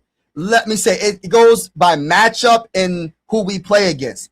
LeBron James is still a top 15 player in the NBA, even at the age of 41. He averaged 20.9 in points, 6.1 in rebounds, 7.2 in assists. One of the greatest players of all time, still pretty darn good. No, he's not in his prime, but we don't need him to be in his prime. That's my point. When you have a Jaylen Brown in his prime, Jaylen Brown is 29 years old. When you have a Tyrese Maxey in his prime, that is very scary to watch. And then when you add in a VJ Edgecombe, right? And then on top of all that, I know people don't want to talk about it because we always say if when we talk about this player I'm about to name, but people forgot about Joel Embiid. And I know it's a big if. I understand it. And I'm hoping that he can stay healthy. But if Joel Embiid if he's going to be healthy this year, look out NBA. And even if, and I don't want this to happen, even if Joel Embiid did get hurt, let me say this again, and I don't want this to happen, we still have a championship roster because of the Jaylen Brown, because of the Tyrese Maxey, because of the VJ Edgecombe, because of the LeBron James. The cherry on top is one of the best centers in the NBA when healthy is Joel Embiid. And then when you talk about the bench, when you talk about Dean Wade, when you talk about LeBaron Filan, when you talk about Simons, when you talk about Justin Evers, I think he's going to do his thing this year. We have a complete team. So even though people are going to say LeBron is not in his prime, which that is a fact, we ain't trying to say he's in his prime. He doesn't have to be in his prime, and he don't even have to do too much. Just be healthy and do what you got to do when we need you to. And I think LeBron's going to be Listen, he gonna be amazing this year with the Sixers. I'm not saying LeBron gonna average 30 points, 9 rebounds and 9 assists and be an MVP this year. I have never said that. But what I am saying is the complete team with the LeBron James makes us the most dangerous team, in my opinion, in the Eastern Conference to go against the Knicks and challenge the Knicks to dethrone the Knicks. The Sixers' total roster is the most dangerous to dethrone the champions, and that's the New York Knicks. Let me say it again. LeBron is not in his prime, nor do we need him to be in his prime. We just need him to play like he played with the Lakers. We just need him to be healthy. We just need him to be LeBron James and be the missing piece that we needed because we haven't won since 1983. It's been 40 plus years and counting. Jaylen Brown could be the missing piece, but LeBron James could be the two missing pieces. Jaylen Brown and LeBron James bringing us a championship. That's what we need, baby. No, we have not said LeBron is in his prime. Even with that team, y'all not beating the Knicks, we gonna see. Keep that same energy. Jaylen Brown is not a good shooter. I can't tell. Winning the Finals MVP, I can't tell. East Coast, I can't tell. Keep that same energy. Pat Riley is 80. I want him to retire. Other Heat fans love him too much. I like Pat Riley, but I get what you're saying. It's going to be even easier when the Knicks this year. We're going to see. We're going to definitely see. VJ going to have to come off the bench. Y'all bench is weak. Nah, I don't think our bench is. I think our bench is actually underrated. Everybody that's in the building, hit the like button, hit the like button, hit the like button, hit the subscribe button if you haven't already. We are going live for a lot of Sixer games this season with the scoreboard and everything, play-by-play style. We're also going to be going live for Phillies playoffs. I'm a Sixer and Phillies fan, but I cover mostly Sixers on this channel. I'm not going to sit here and cap. But like I said, everybody is welcome to the YouTube family. Sports are designed to bring us together, not separate us, and I truly feel that way. There's a lot of stuff going on around the whole entire world, and I just hope I can bring some joy to people and have fun with people. That's all it is, you know. Simons can shoot the three. He was supposed to be a 3-point on this, but yep, let's go. Let's go, baby. What's good on, Cope? Get your LeBron. Yeah, I got to get me a Jaylen Brown and a LeBron jersey. Listen, I'm getting me a LeBron James jersey. I'm getting me a Jaylen Brown jersey. I'm getting me a Tyrese Maxey jersey. I'm getting all the jerseys, baby. I'm getting them all, baby. VJ, everybody. I'm getting a jersey from everybody. He can guard Jalen Durant. Yep. LeBron is 42, bro. Y'all overhyping this. All right. Keep that same energy. Y'all keep on talking about age, but y'all not talking about the production. What was the Lakers doing when Luka got hurt? Look up the numbers. Look up the numbers of the Lakers when Luka got hurt and what LeBron did when he ran the offense at the age of 41. You keep bringing up age, but you're forgetting about the production. I know that there's 50-year-olds that can outdo young players. I know that sounds crazy to say. It's not about the age, it's about the production. He could be 100 years old, and if he's still putting up numbers like this, welcome to the Sixers. Just reported that the I'm a Magic fan. The roster right now not beating a healthy 76er team. And I think another team, I forgot about the Magic. Magic might be all right. Shout out to my guy in the building, Samuel. Christopher Real in the building. I'm just looking at the comments. We will find out in the document. Yeah, we're going to see. Mike, what's fishing? And look, yeah, fishing was pretty good with my son, man. It was fun, man. It's always good to spend quality time with your family. That's what I've been doing lately. I haven't been going live a lot because I've been spending time and working on things and, 8 years with the Lakers, 24 seasons, another Kobe. All right, if you feel like he's a bum, all right, that's your opinion. But LeBron James averaged 26 rebounds, 7 assists. If that's a bum, then you need to say most, like probably 90% of the NBA are bums then, which is not true, right? Not true at all. The haters got to cope, man. The haters got to cope. The haters got to cope. Let's see what you talking about. Let's go, baby. What's going on with you? Things of basketball, there is only one basketball. Oh, man. It is what it is, bro. We good.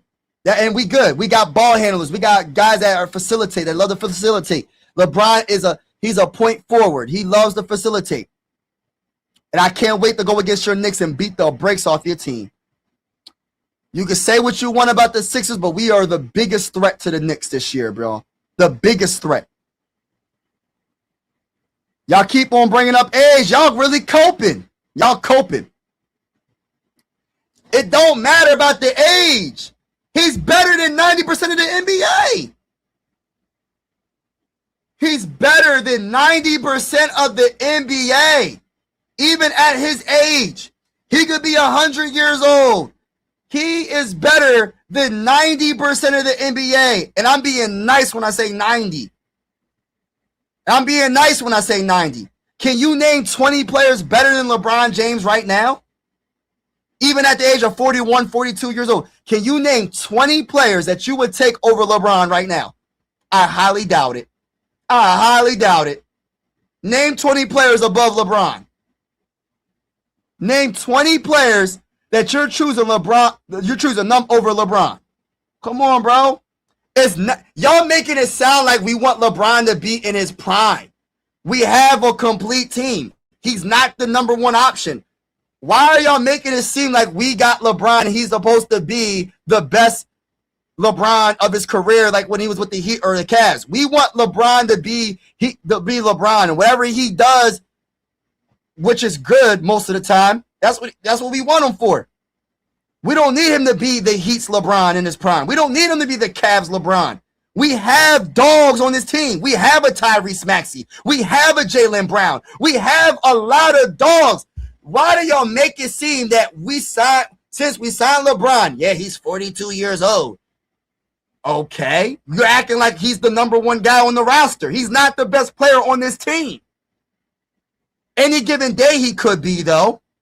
Let me put some respect on his name. Any given day he could be the best player on this team. But we didn't sign LeBron for him to be the best player on this team. He's just another piece to the puzzle so we can win a championship. Can I talk that talk? Let me say that again. He's another piece of the puzzle to win a championship. Can I talk that talk? Talk that talk. I don't care about that. We're not worried about that. Hey, let me say this. For all you Knicks fans, I got respect for y'all. But y'all acting like y'all been in the finals y'all been winning finals year after year after year. Y'all won finals in like 50, 60 years. Come on now. Settle down a little bit. Y'all don't have no dynasty. Unless you win this year, y'all don't have a dynasty. Stop making it sound like, oh, since y'all won, y'all got a dynasty. We gonna see. We gonna see if you can get through the East. But don't try to make it like you're the San Antonio Spurs when the Spurs had Tim Duncan, Tony Parker, Manu Ginobili, and the guys. Y'all didn't win that many championships. So stop the cap with that. Y'all won one. Congratulations. Let's see if you can do it again. Can I talk that talk? And I'm a Sixers fan talking my talk. Let's go Sixers. Talk that talk. Think it's a game out here. Y'all think it's a game out here. Y'all think it's a game out here. Yeah, we here, baby. We have a bench. I think you don't know the team, bro. We have a bench. We can get better though, but we have a bench. We're accepting all. Yeah, we accepting all the smoke. Bronny coming too.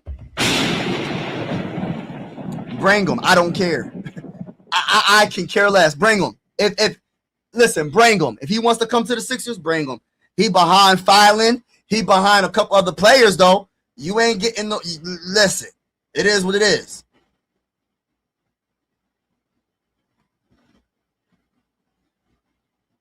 I can never forget OG. I think OG is a heck of a player.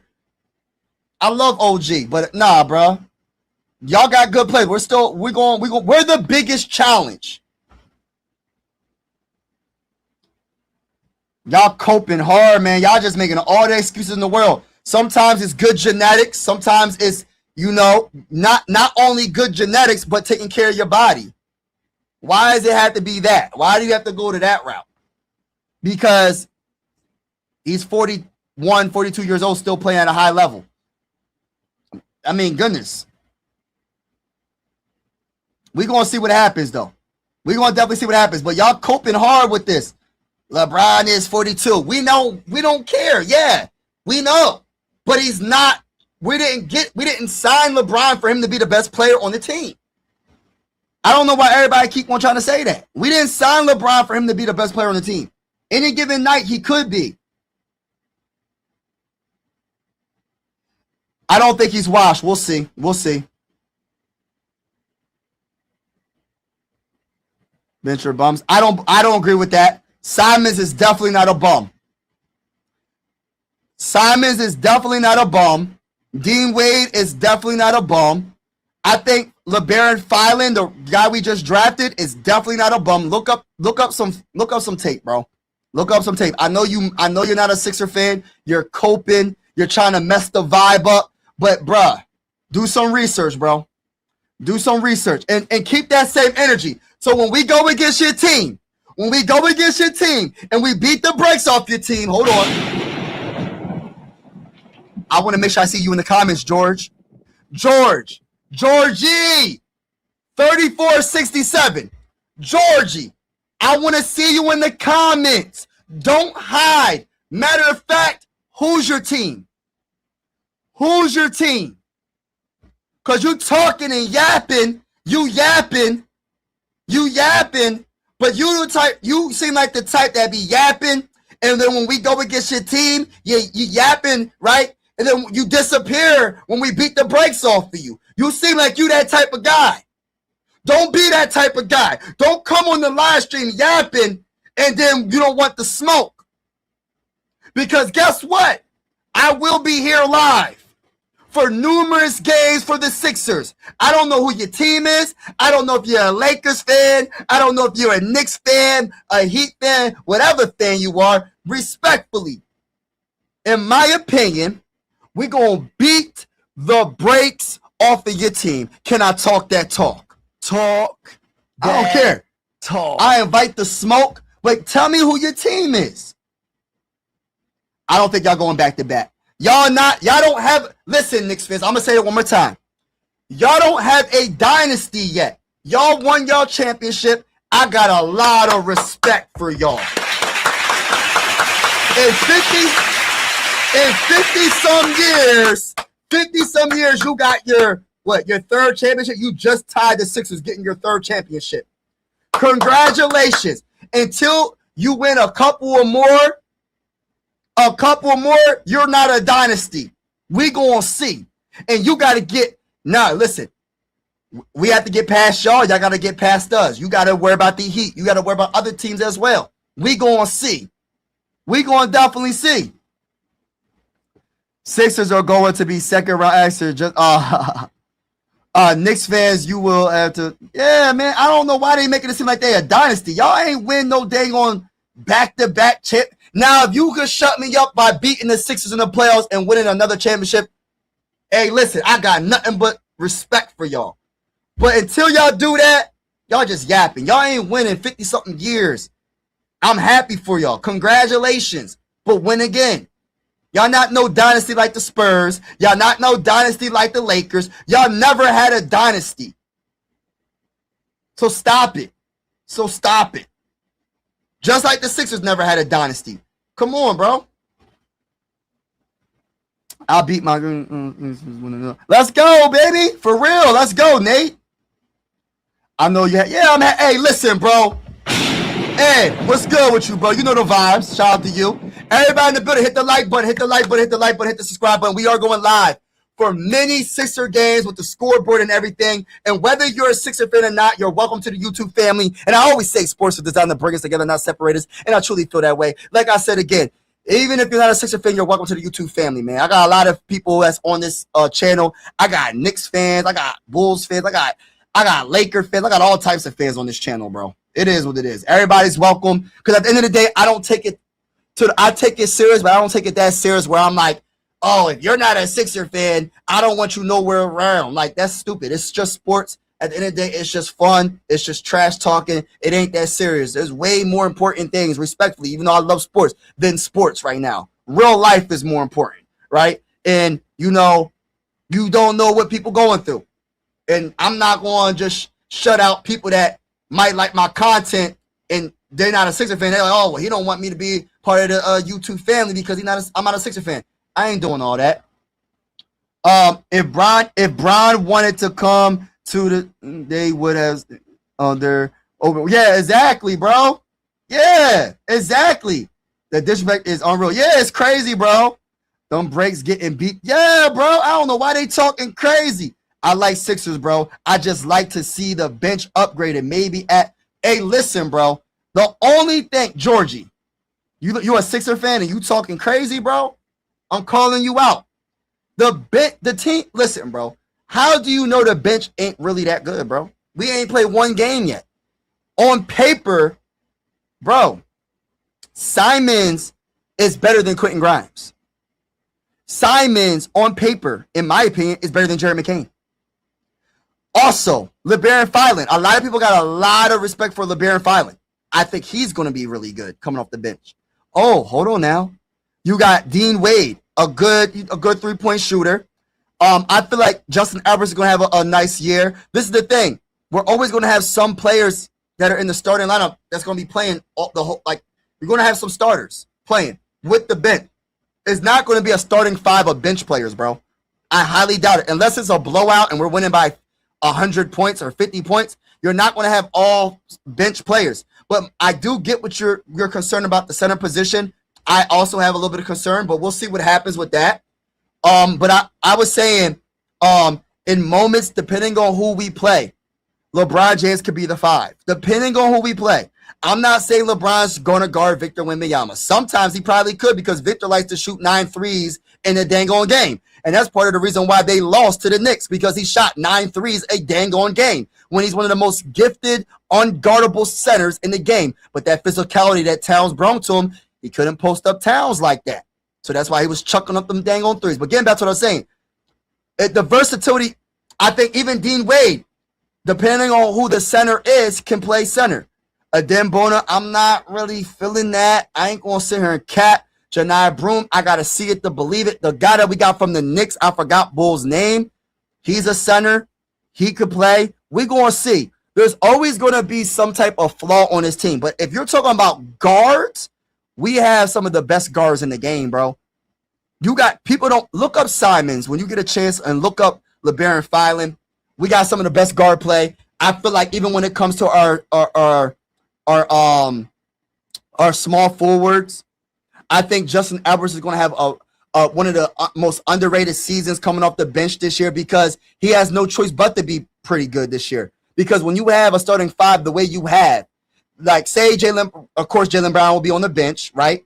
Getting some rest. Justin Edwards is going to be playing. Say you have a LeBron playing and you have Joel playing still on the court. There's no reason why Justin Edwards can't get buckets, bro, or hit a wide open 3 because Joel's going to get double teamed. LeBron might even get double teamed in certain instances. Just depends. I feel like naturally our bench is going to be so much better because we have the type of players we have on this team. I got to see what's up with Caleb Love. I got to see what's up with Tyrese Martin. I got to see if Dominic Barlow can do his thing. We're going to see. But I feel like our bench is way better than last year when it comes to the guards. Definitely the guards. I got to see what it comes to the shooting guard. I got to see what it comes to the small forward. I think our power forward is much better because I think Dean Wade is going to be a very good. I'm not saying he's going to score 50 million points, but he's going to be a good defender that can guard 1 through 5. He's also going to be able to hit that 3. And then you got Dominic Barlow. He's going to be, you know what I mean? He's going to come in and do his thing. So I don't think this is bad. No, is this the best bench in the whole Eastern Conference? I don't know about all of that, but I feel like we have a lot of scoring on this bench. We have a lot of scoring. Defensively, we have some solid defense, but I do agree that center position, I'm a little iffy, but that's why you have superstars like a LeBron James. I'm not saying he's going to be a superstar like with the Heat or the Cavs, but just his presence and the leadership that he brings, the championship pedigree that he brings. Same with the Jaylen Brown championship leadership that he brings. Your stars cover up your deficiencies on the bench or the deficiencies on the team. That's why you have stars. You're always going to have a weakness on every roster. Every roster does not have a perfect roster. There's going to be holes in your roster somewhere.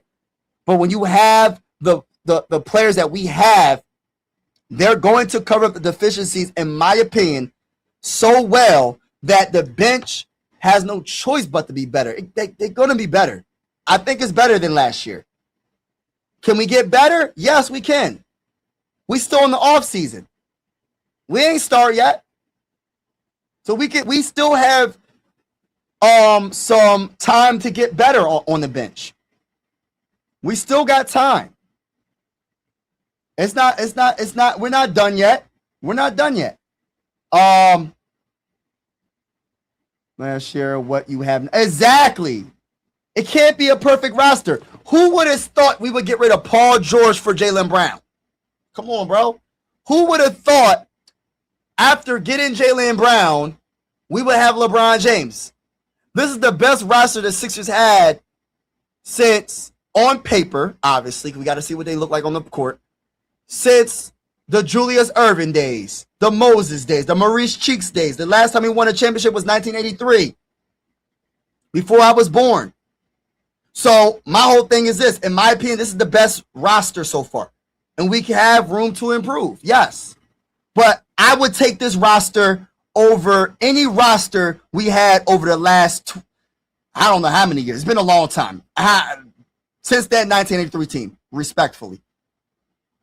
And imagine, listen, even over the team that went to the finals in 2001 with the great Allen Iverson.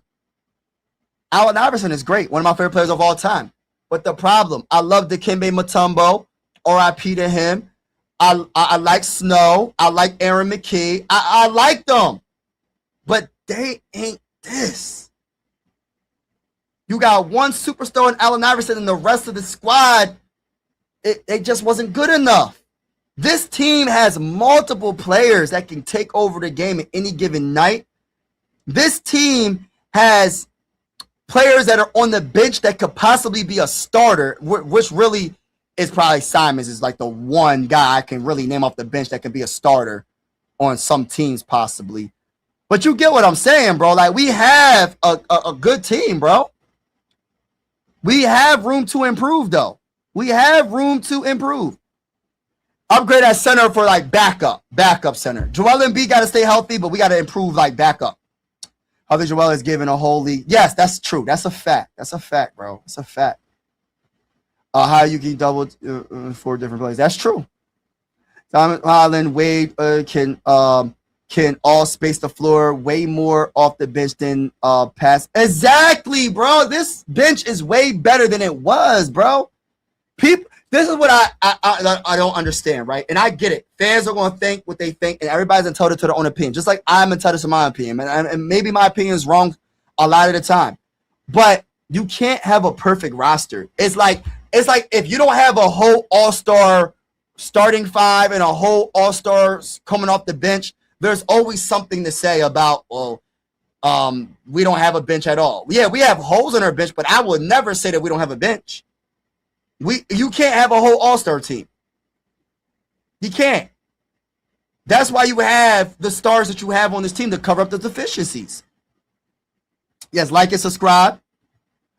Just wish we had a better backup than Bona. Yes, I get it.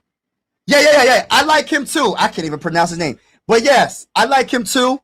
We're gonna see. Barlow, Bono, Walford are decent also. Yeah, we're not as bad as what. But listen, we're not that bad off the bench. We can improve. Yes. Don't forget, LeBron James will be 42. Yeah, that's fine. I'm cool with that. He don't gotta be prime LeBron with the roster we have. He don't gotta be prime LeBron. The best starting 4 in the starting 5, you mean, right? One thing is for sure, LeBron is going to bring it every game like a constant pro And this is a good, and I think he's going to push. I love this comment. And I think he's also going to push Joel Embiid. I think he's going to push Joel Embiid. And I think he's going to push everybody on the roster. But I'm saying Joel Embiid specifically because he has been hurt.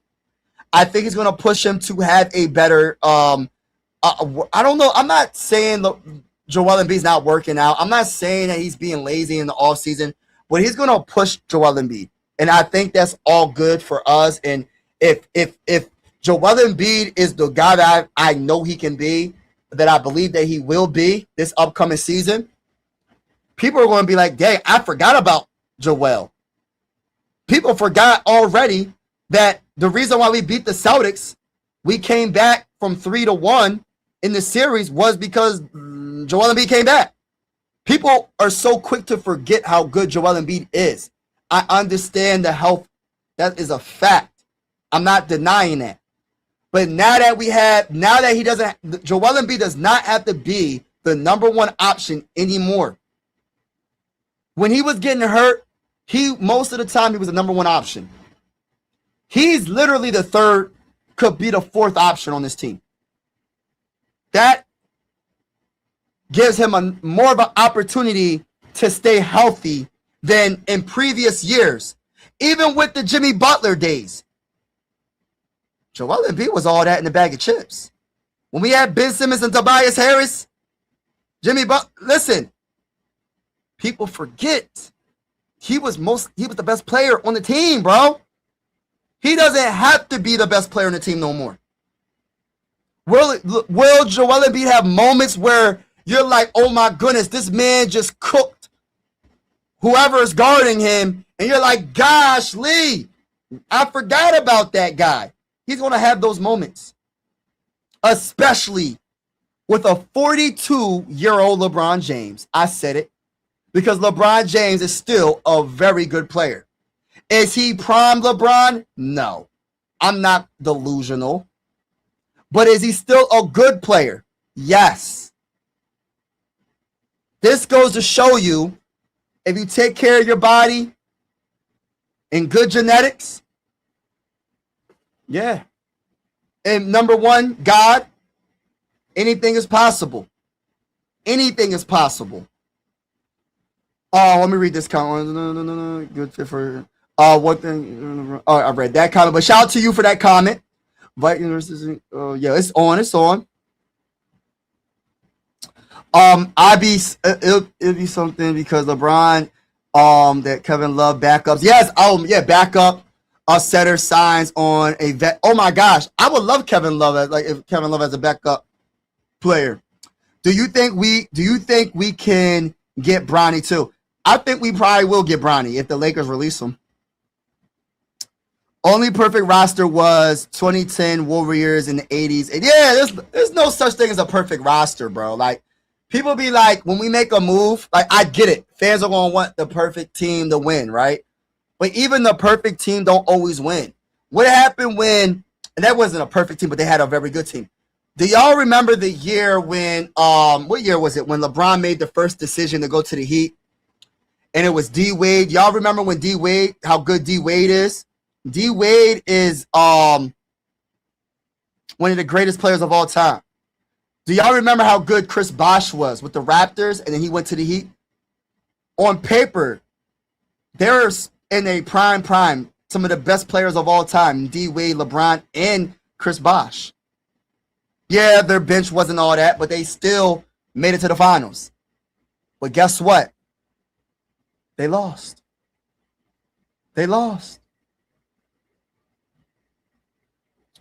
You know, because the team that beat them, the Mavericks, had a deeper team. And they also had a superstar that wasn't backing down. And y'all know who that is, right? Dirk. Hey, one of the greatest players of all time. He wasn't backing down.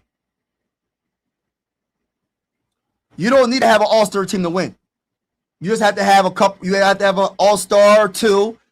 You probably don't have to have that. Just have a good superstar or all-star in a good team, and you can have fringe all-star players you can win. We're lucky enough. I don't want to say lucky. We're blessed enough to have a LeBron, that's 42 years old that already won, that he doesn't have to be the number one option, because that would take a lot away from Tyrese Maxey. That would take a lot away from VJ Edgecombe. That would take a lot away from even Joel Embiid and Jaylen Brown. Jaylen Brown is literally any given night, anybody can be the number one option. But for me, it's Tyrese Maxey and Jaylen Brown. 1A, 1B, number one options when it comes to scoring. But I love this comment. 80s Celtics, 2010s Warriors. Woo! Yeah, when you had Iguodala, Kevin Durant. Was that Kevin Durant roster? Green, Curry. Sixers are loaded, though. Yeah, we are loaded. I think so, bro. It's not a perfect roster, but it's a good roster. It's a good roster. Yes, hit the like button, hit the subscribe button. VJ will also have plenty of run with the second unit. Facts. And Brown, too. Yeah, bro, we are good, bro. We are good, bro. We have some inner lineup options for every. Exactly, bro. Like, I was even saying, like, because I think someone got confused. Like, I said LeBron could play center. They thought I meant LeBron is going to be the starting center every game. That's not what I meant when I said he can play center, meaning he can switch to center and he can hold his own in certain instances against certain players. Now, I mean, that's the versatility we have. Even Jaylen Brown could, depending on who the center is, because certain centers are very finesse. If we don't have a Shaq in the NBA, bro, we don't have Shaqs in the NBA. Yo, I'm not going to put Jaylen Brown on a Victor Wembanyama all like that, even though Victor Wembanyama is a finesse player as well. He shoot a lot. He shoot way too much threes for my liking, but he's still a great player. You could put a Jaylen Brown on a Jokic because he's a finesse center. Even though he's a great center, he can score in many other ways than backing down. He shoots, he facilitates. He's a point center. I'll put Jaylen Brown on him and LeBron on him sometimes, certain moments. Yeah, I would love to always have Joel, but we have the versatility where we're not on an island. Oh, the only person that can guard a center is Joel. We have other players that can hold their own for moments of the game. Not the whole game, but moments of the game. It's not about a perfect team. It's about the chemistry. That's a fact. It's about the chemistry. You ain't lying. What number will he wear? He most likely going to wear number 23. You know, I don't know if he ever admitted, but you know, he looks up to Michael Jordan. So you know he's probably going to wear number 23. I think he's going to wear number 23. But yeah, shout out to everybody that's in the building. I want to say thank you so much for all y'all support. I will be live for a lot more. I just been spending a lot of time with the family. Today I went fishing and I got all these text messages, everybody blowing up my phone and calling me, but I wasn't answering the phone. I wasn't listening. I wasn't looking at my phone all like that because I was spending quality time with my family, fishing. And when I got to the car, I looked at my messages and said, "Oh, LeBron to the Sixers." You know what's crazy? I wasn't really shocked because I've been saying it for a while. I made a short a couple weeks ago. LeBron's going to come to the Sixers.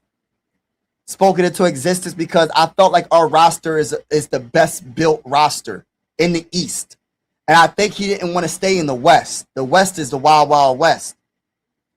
Come to the East. You have a better chance of contending, being a true contender in the East. Whether he went to the Heat, the Cavs, the Sixers, you know what I mean? You have a better chance in the East.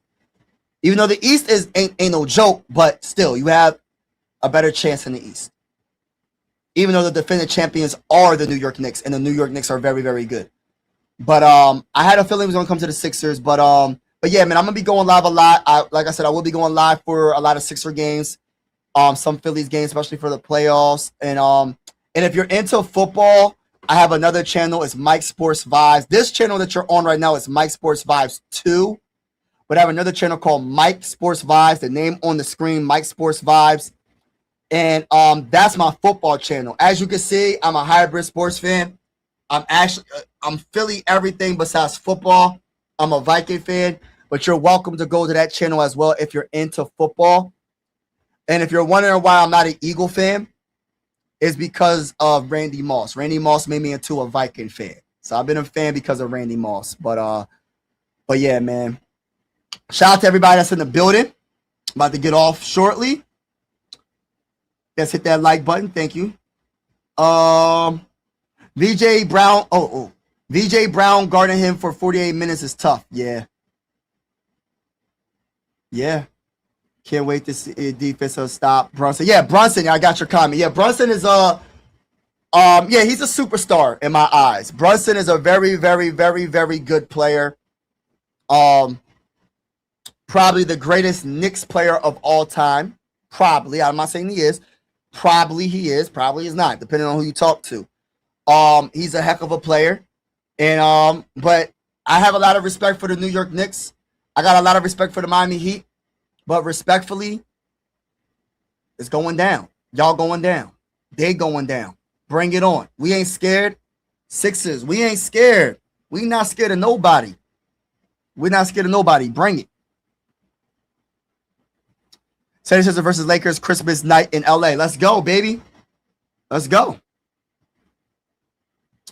My issue with is how are they going to win? Maxey is ball dominant. Brown is very ball dominant. And Embiid is ball dominant. That's not true with Embiid.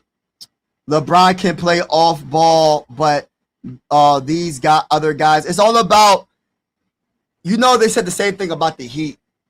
They literally said the same thing about the Heat. When they won those championships, but they won like 2 or 3. When Chris Bosh, they said he was ball dominant. D Wade, ball dominant. LeBron James, and I'm not saying like LeBron's not in his prime, so he doesn't have to be ball dominant, but I'm just saying you make it work. Someone's going to have to take a step back. It depends on the night. Joel Embiid's not ball dominant. We got to get him the ball. He could be ball dominant. You got to throw him the ball. Jaylen Brown could run the offense. Tyrese Maxey could run the offense. But like I said, man, we'll see what happens. We don't know how it's going to look, but I guarantee you they're going to make it work. Nobody knows how it's going to look. I get this comment, but we don't know. We don't know how it's going to look. I have a feeling, and I agree with that comment, what you say about LeBron James can play off ball. Yes. I believe Jaylen Brown can play off ball as well. He did it with the Celtics. When he played with one of the best players in the game and Jason Tatum, he let Jason Tatum cook. Just saying. But we know that Jaylen Brown can also take over and be the number one option in certain days and run the offense. But he did it with Jason Tatum.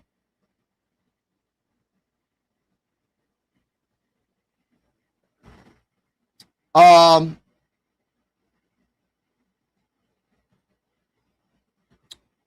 the Heat lost their first year because they had to learn to play together. That's true. But the difference is, and that's 100% true. They lost to the better overall team, the chemistry, right? They also lost because LeBron didn't know how to win. Let's keep it real. He didn't know how to win. At the time when he went to the Heat, he's with the Cavs. He never won with the Cavs. Cavs never had a championship. He went to the Heat to learn from one of the greatest players of all time in D Wade that already knew.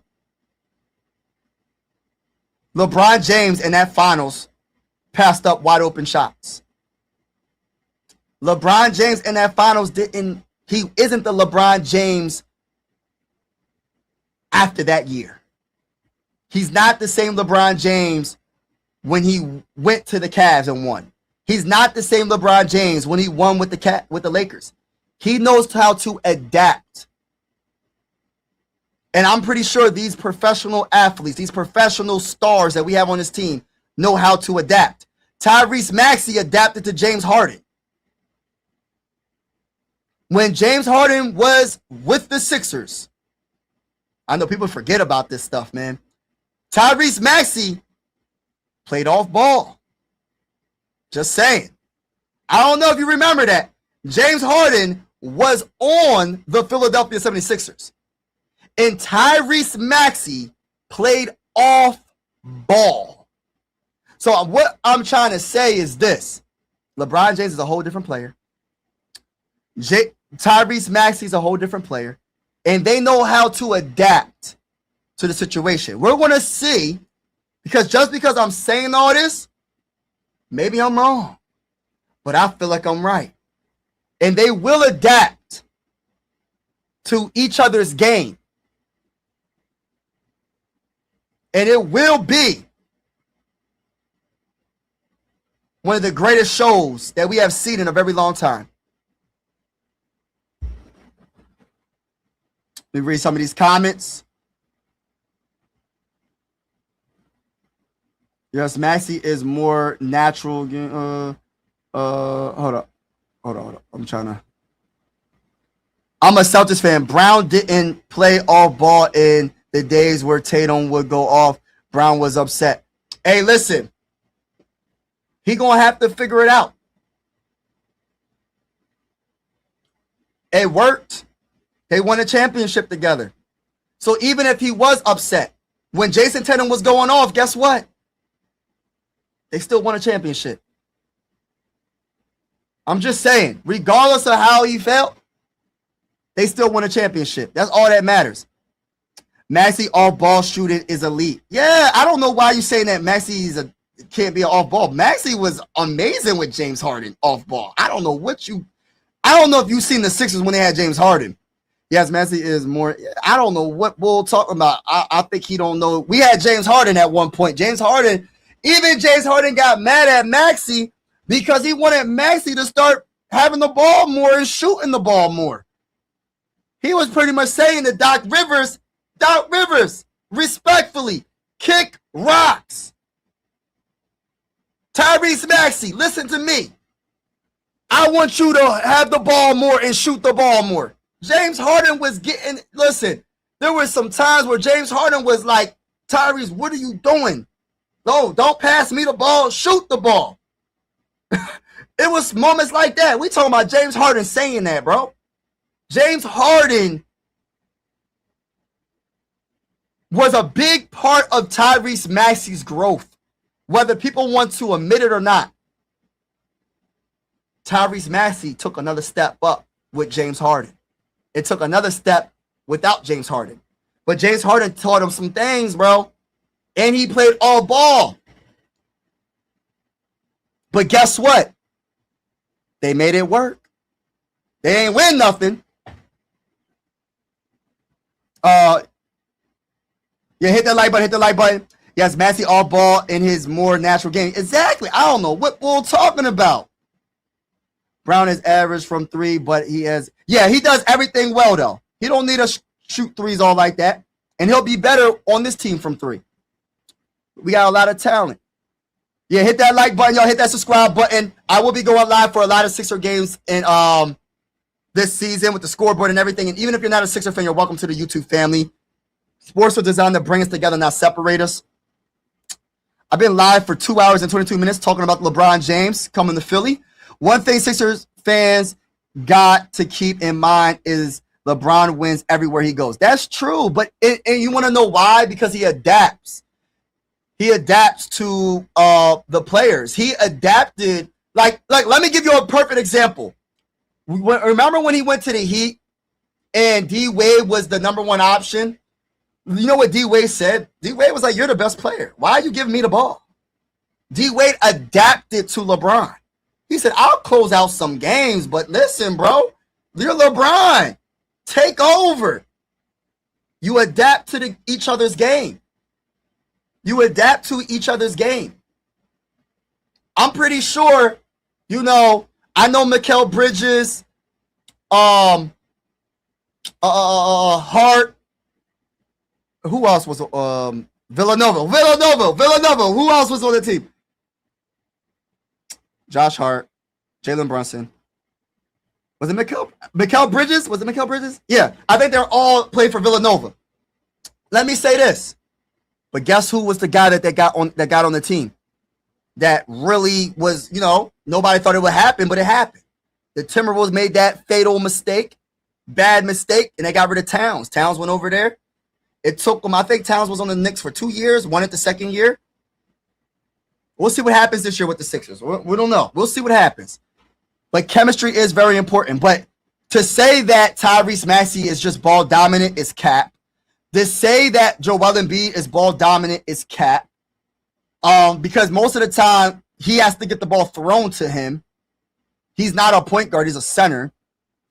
On top of that, they have to get him the ball, throwing him the ball down low. Hold up. Jaylen Brown, even though, you're a Celtics fan and you said that he's ball dominant, he had to be ball dominant with the Celtics when Jason Tatum got hurt and you saw what he was capable of. But even before that, when Jason Tatum and Jaylen Brown won that championship, they both picked their times to do what they had to do.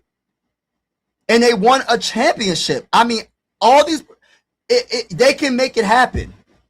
The Sixers could also make it happen. They can make it happen.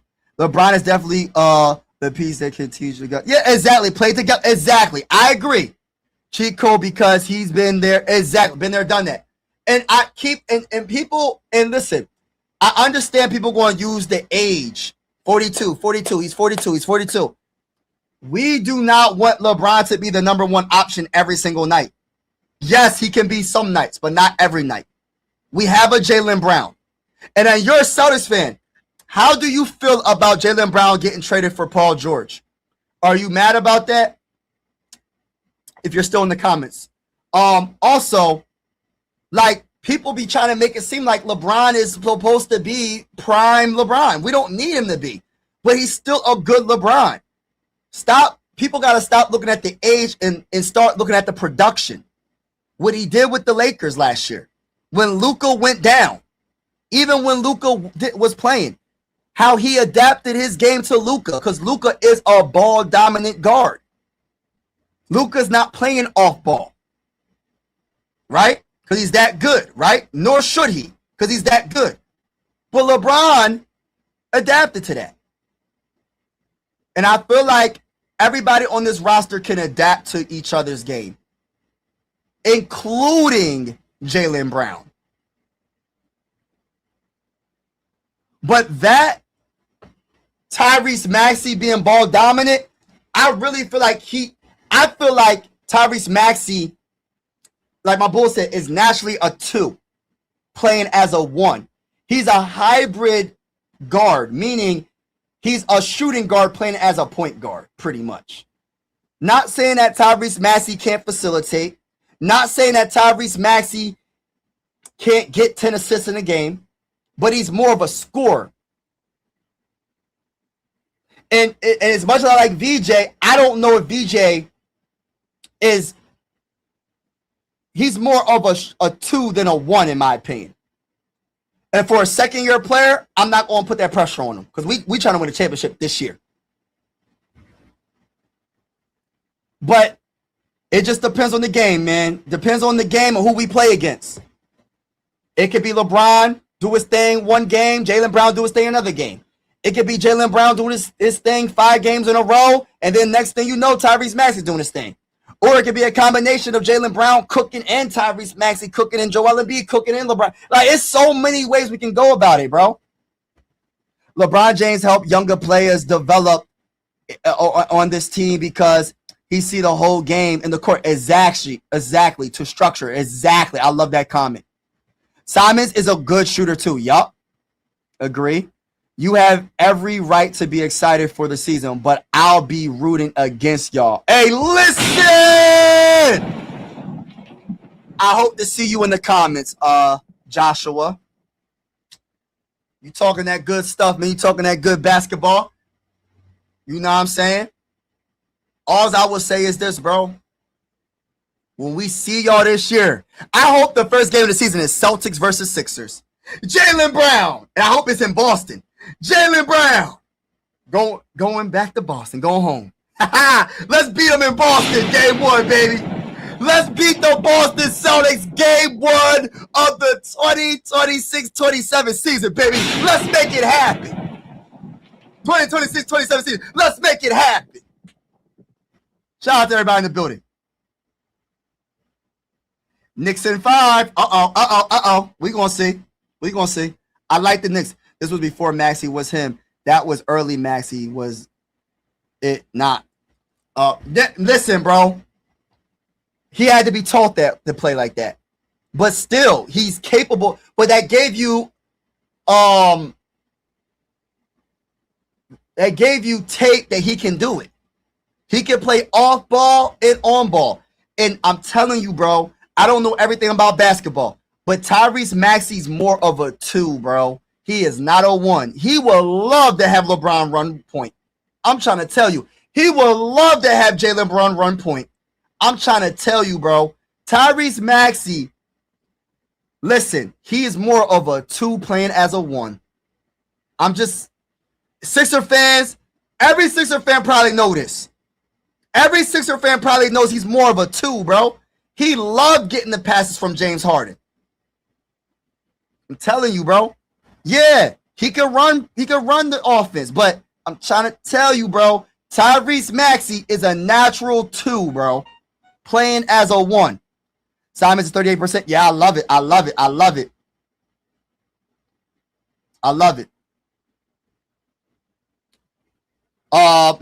Welcome everybody that's in the building. Embiid is actually our weakest shooter shooting. Yeah, he's our weakest shooter. You ain't lying. That's a fact. The team has underrated shooting. Yeah, we have underrated shooting. I think our team is better than what people think it is. I think we underestimate in our team. DiVincenzo. So it wasn't Mikal Bridges though. But Dante's not on the team. But I know Josh Hart and Jalen Brunson was on that team though. Luka, my favorite player, but he is so lazy off ball. Yeah, he's not an off ball player. Luka is a heck of a player, bro. This is the only knock I have on Luka. This is the only knock. Because he's a heck of a scorer. He's one of the best rebounding guards in the game. He's probably the best rebounding guard in the game. He's pretty much averaging a triple-double. A very good passer. I think his handle is underrated. I love the fact, like, people think that, if you go fast and all that, listen, I love his change of pace when he crosses up people. He's like he's moving in slow motion, and he speeds it up. I love it. I love Luka's. I love his handle. The only knock I have on Luka is I feel like for him to be 6'8", 6'9", whatever he is, I just wish he put more effort in the defensive side of the ball. Yes, I don't care what the analytics say. I don't care what listen, analytics tell you some of the story. They don't tell you all the story. And yes, Luka be playing the passing lanes. He does get steals. But Luka, to me, for his height, and I understand people are going to say, well, he has to have the energy for offense. Well, he could be a little bit better on defense. He could be a little bit better. I don't know what the analytics are saying. If Luka is an average defender, I think he's a below average defender. I'm not saying he's just a trash defender, but I don't think he's an average defender. I don't care what the analytics say when it comes to that. And I feel like for you to have the height, I feel like you should be a little bit better defensively. And that's why when you have a player of Luka's caliber, and let me go to Jalen Brunson. Jalen Brunson's not the best defender, but I think he's an average defender. But let me say this real quick. When you have an average defender, when it comes to your best player, or debatably your best player, and he cooks on offense or whatever, you have to have numerous players around him that are more defensive players than offensive players. Not saying they can't score, but when you have an OG, one of the best two-way players in the game, when you have a Mikal Bridges, one of the best two-way players in the game, when you have a Towns, one of the best two-way players in the game, when you have a Hart, one of the best two-way players in the game, it makes up for the deficiencies of a Jalen Brunson offensively. That's what the Lakers, and I don't know what the Lakers roster is, but that is the problem of last year. They didn't have enough dogs on defense. You can't have a player that doesn't bring it defensively as your main player, right? And everybody around them ain't bringing no dang on defense. Austin Reeves gets cooked on defense. He don't play no dang on defense. So you got your two guards that can't play no dang defense. It ain't working. With the type of guards we have in the NBA, when you get to the playoffs, if you put up 30 points, you better put up 30 points. You're giving up another 20. You're giving up 28 points. So it cancels out. So you better bring something more. You better do something to slow the other player down. Or you better have other players that can play defense to help them out.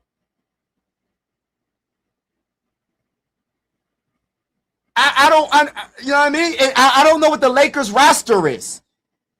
But if I was the GM of the Lakers, I'm going to pretty much build a defensive wall next to Luka. That's what I would do. Because you got Austin Reeves got a big bag, right? So you got two guards that don't play defense. Come on, man. So your other three players on the court better have some defense. That's all I'm gonna say. The other three players, the center, the power forward, in the three, small forward, better be able to play some dang on defense, or you're getting cooked in the playoffs. You might put up the numbers in the regular season, but you're getting cooked in the playoffs if they don't have good defenders. That was a trade. Yeah, I got it next to nothing. Return to PG, half washed. Yeah, I don't expect anything from the Celtics. Now, honestly speaking, and this is coming from a Sixer fan opinion, I think Paul George is gonna have some moments. Y'all don't listen. He gonna have some moments, but I'm giving you some advice, Celtic, my Celtic brother. Don't fall for it. We gotta see how consistent he is. I think he wanted to get one last bag, and he got it from the Sixers, and now y'all gonna finish paying him. And I think he wants to go do podcasting, to be honest with you. But I will say this though. I do have a lot of respect for Jason Tatum. Do I think he's better than Jaylen Brown? I don't. Overall, I don't. I love Jason Tatum though. But Jason Tatum, he gonna have to prove a lot this year. Because you lost either you want to call Jaylen Brown Robin or you want to call him Batman on the team. You lost your Robin or Batman, right? So is Jason Tatum going to be able to put his team on his back? Right? It's not just all on him, but he's the main guy. He's the superstar on that team. If you don't want to call him a superstar, he's the star of that team. So the responsibility, whether I know it's a team sport, it's going to be more on him than anything. So we'll see what he can do. I don't know the whole roster. We're going to see. We'll see. Do you think this is the last stop for LeBron? If we win a championship this year, I think he's going to stay with the Sixers one more time and try to get that 6th ring with the Sixers. I don't see why he would leave the Sixers if you win a championship this year. And I'm not saying we're going to, but I'm going to speak it into existence. We are winning a championship this year. But anything happens. I said that last year, right? We ain't win. The Knicks won. So I'm just a fan, just talking my talk. You know what I mean? But I feel like he will stay a Sixer if we win a championship this year. If not, he has that player option where he can go to another team. Young Maxey was more off ball, but developed. He's more effective as a ball dominant player. I disagree, man. I think he can go. I think he can do both. I disagree, but he can do both. That's what makes that's what makes him so versatile. He can do both. Literally swapping George and Oubre for Brown and James. That's crazy. That's lit. Yeah, that's a fact, bro. When you think of it like that. Oh yeah, Kelly. I forgot about Kelly. Oubre left. I forgot about Kelly. That was my guy, bro. Like, what team did Kelly go to, y'all? By the way, y'all, make sure I hit the like button, hit the subscribe button. I'm gonna put my other YouTube channel in the chat. If y'all can subscribe to this channel as well, I would really appreciate it. This is my football channel. I am a Sixer fan. I'm Philly everything besides football because of Randy Moss. This is my other channel. I'm going to just spam it a couple of times in the chat. Spam it a couple of times. So this is my other channel. If y'all interested in football play-by-play, I will be going live for a lot of Viking games. It's lit over there. I put a lot of I go live for a lot of games. All the games actually. And I will be going live for primetime games as well. But this is my second channel. If you're interested. I'm a Patriots fan. So, oh yeah, that makes sense. You're a Boston fan. Stuff. Had to sacrifice Jaylen Brown for AJ Brown.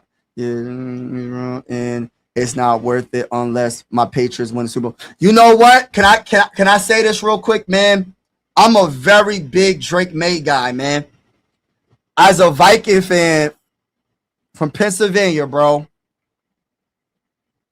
I wanted us to draft Drake May. I wanted Drake May so bad on the Vikings, bro. Like, Drake May, one of my favorite players in the game. And a lot of people were trying to tell me on my other channel, Drake May is not that good. He's going to be a bust. Spencer Rattler's going to be better than him. All these players. Hey, listen, I can't tell. Respectfully. They said other players. I said all the players. They said all the players that got drafted pretty much like Bo Nix. Everybody going to be better than him. And I love Bo Nix. I love Caleb. I love Jaden Daniels.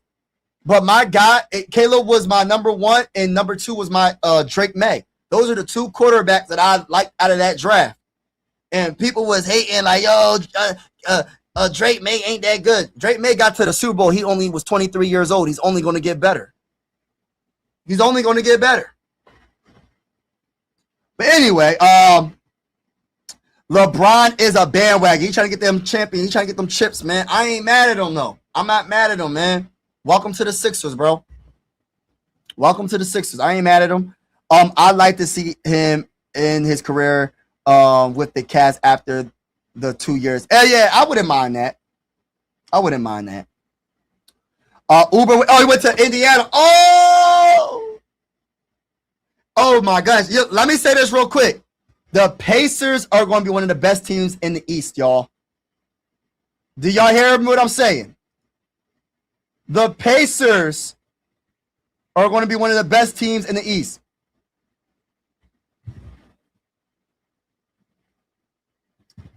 Listen. The Pacers. Siakam is going to have a great season. But the guy I want to talk about the most is one of my favorite guards in the game. I don't care what you say about the man off the court. That's his business. But on the court, Tyrese Halliburton, to me, is one of my favorite. He's one of my favorite players. He's one of the best guards in the game, baby. One of the best guards in the game, bro. One of the best guards in the game. Thank you for that, bro. But it's going to be a great season. I can't wait, man. Get y'all popcorn ready. I want to say to everybody, God bless each and every one of y'all. Keep your head up. No matter what you're going through, God would always be with you. Keep God number one, first and foremost. I'm about to get off this live stream. I want to say to everybody in the building, man, have a wonderful day, man. Have a wonderful day. Keep your head up. And you never fail at something unless you quit, unless you give up. And don't let nobody tell you that you can't do something. Whatever you want to do in life, go do it. Life is short, man. Whatever you want to do in life, go do that, man. I don't care if it's a family member that doubts you. I don't care if it's your husband, your wife, your cousin, anybody, your mom, your dad, nobody, grandmom. I don't care, man. Do it. And make sure it's legal. Whatever you want to do, go do that, man. But yeah, man. Hollywood, yeah. But yeah, you ain't lying, bro. Hey, listen, bro. You know what it is.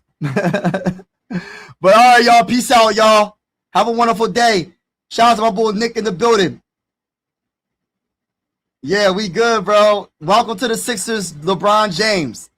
Welcome to the Sixers, LeBron James, and I'm out. Peace.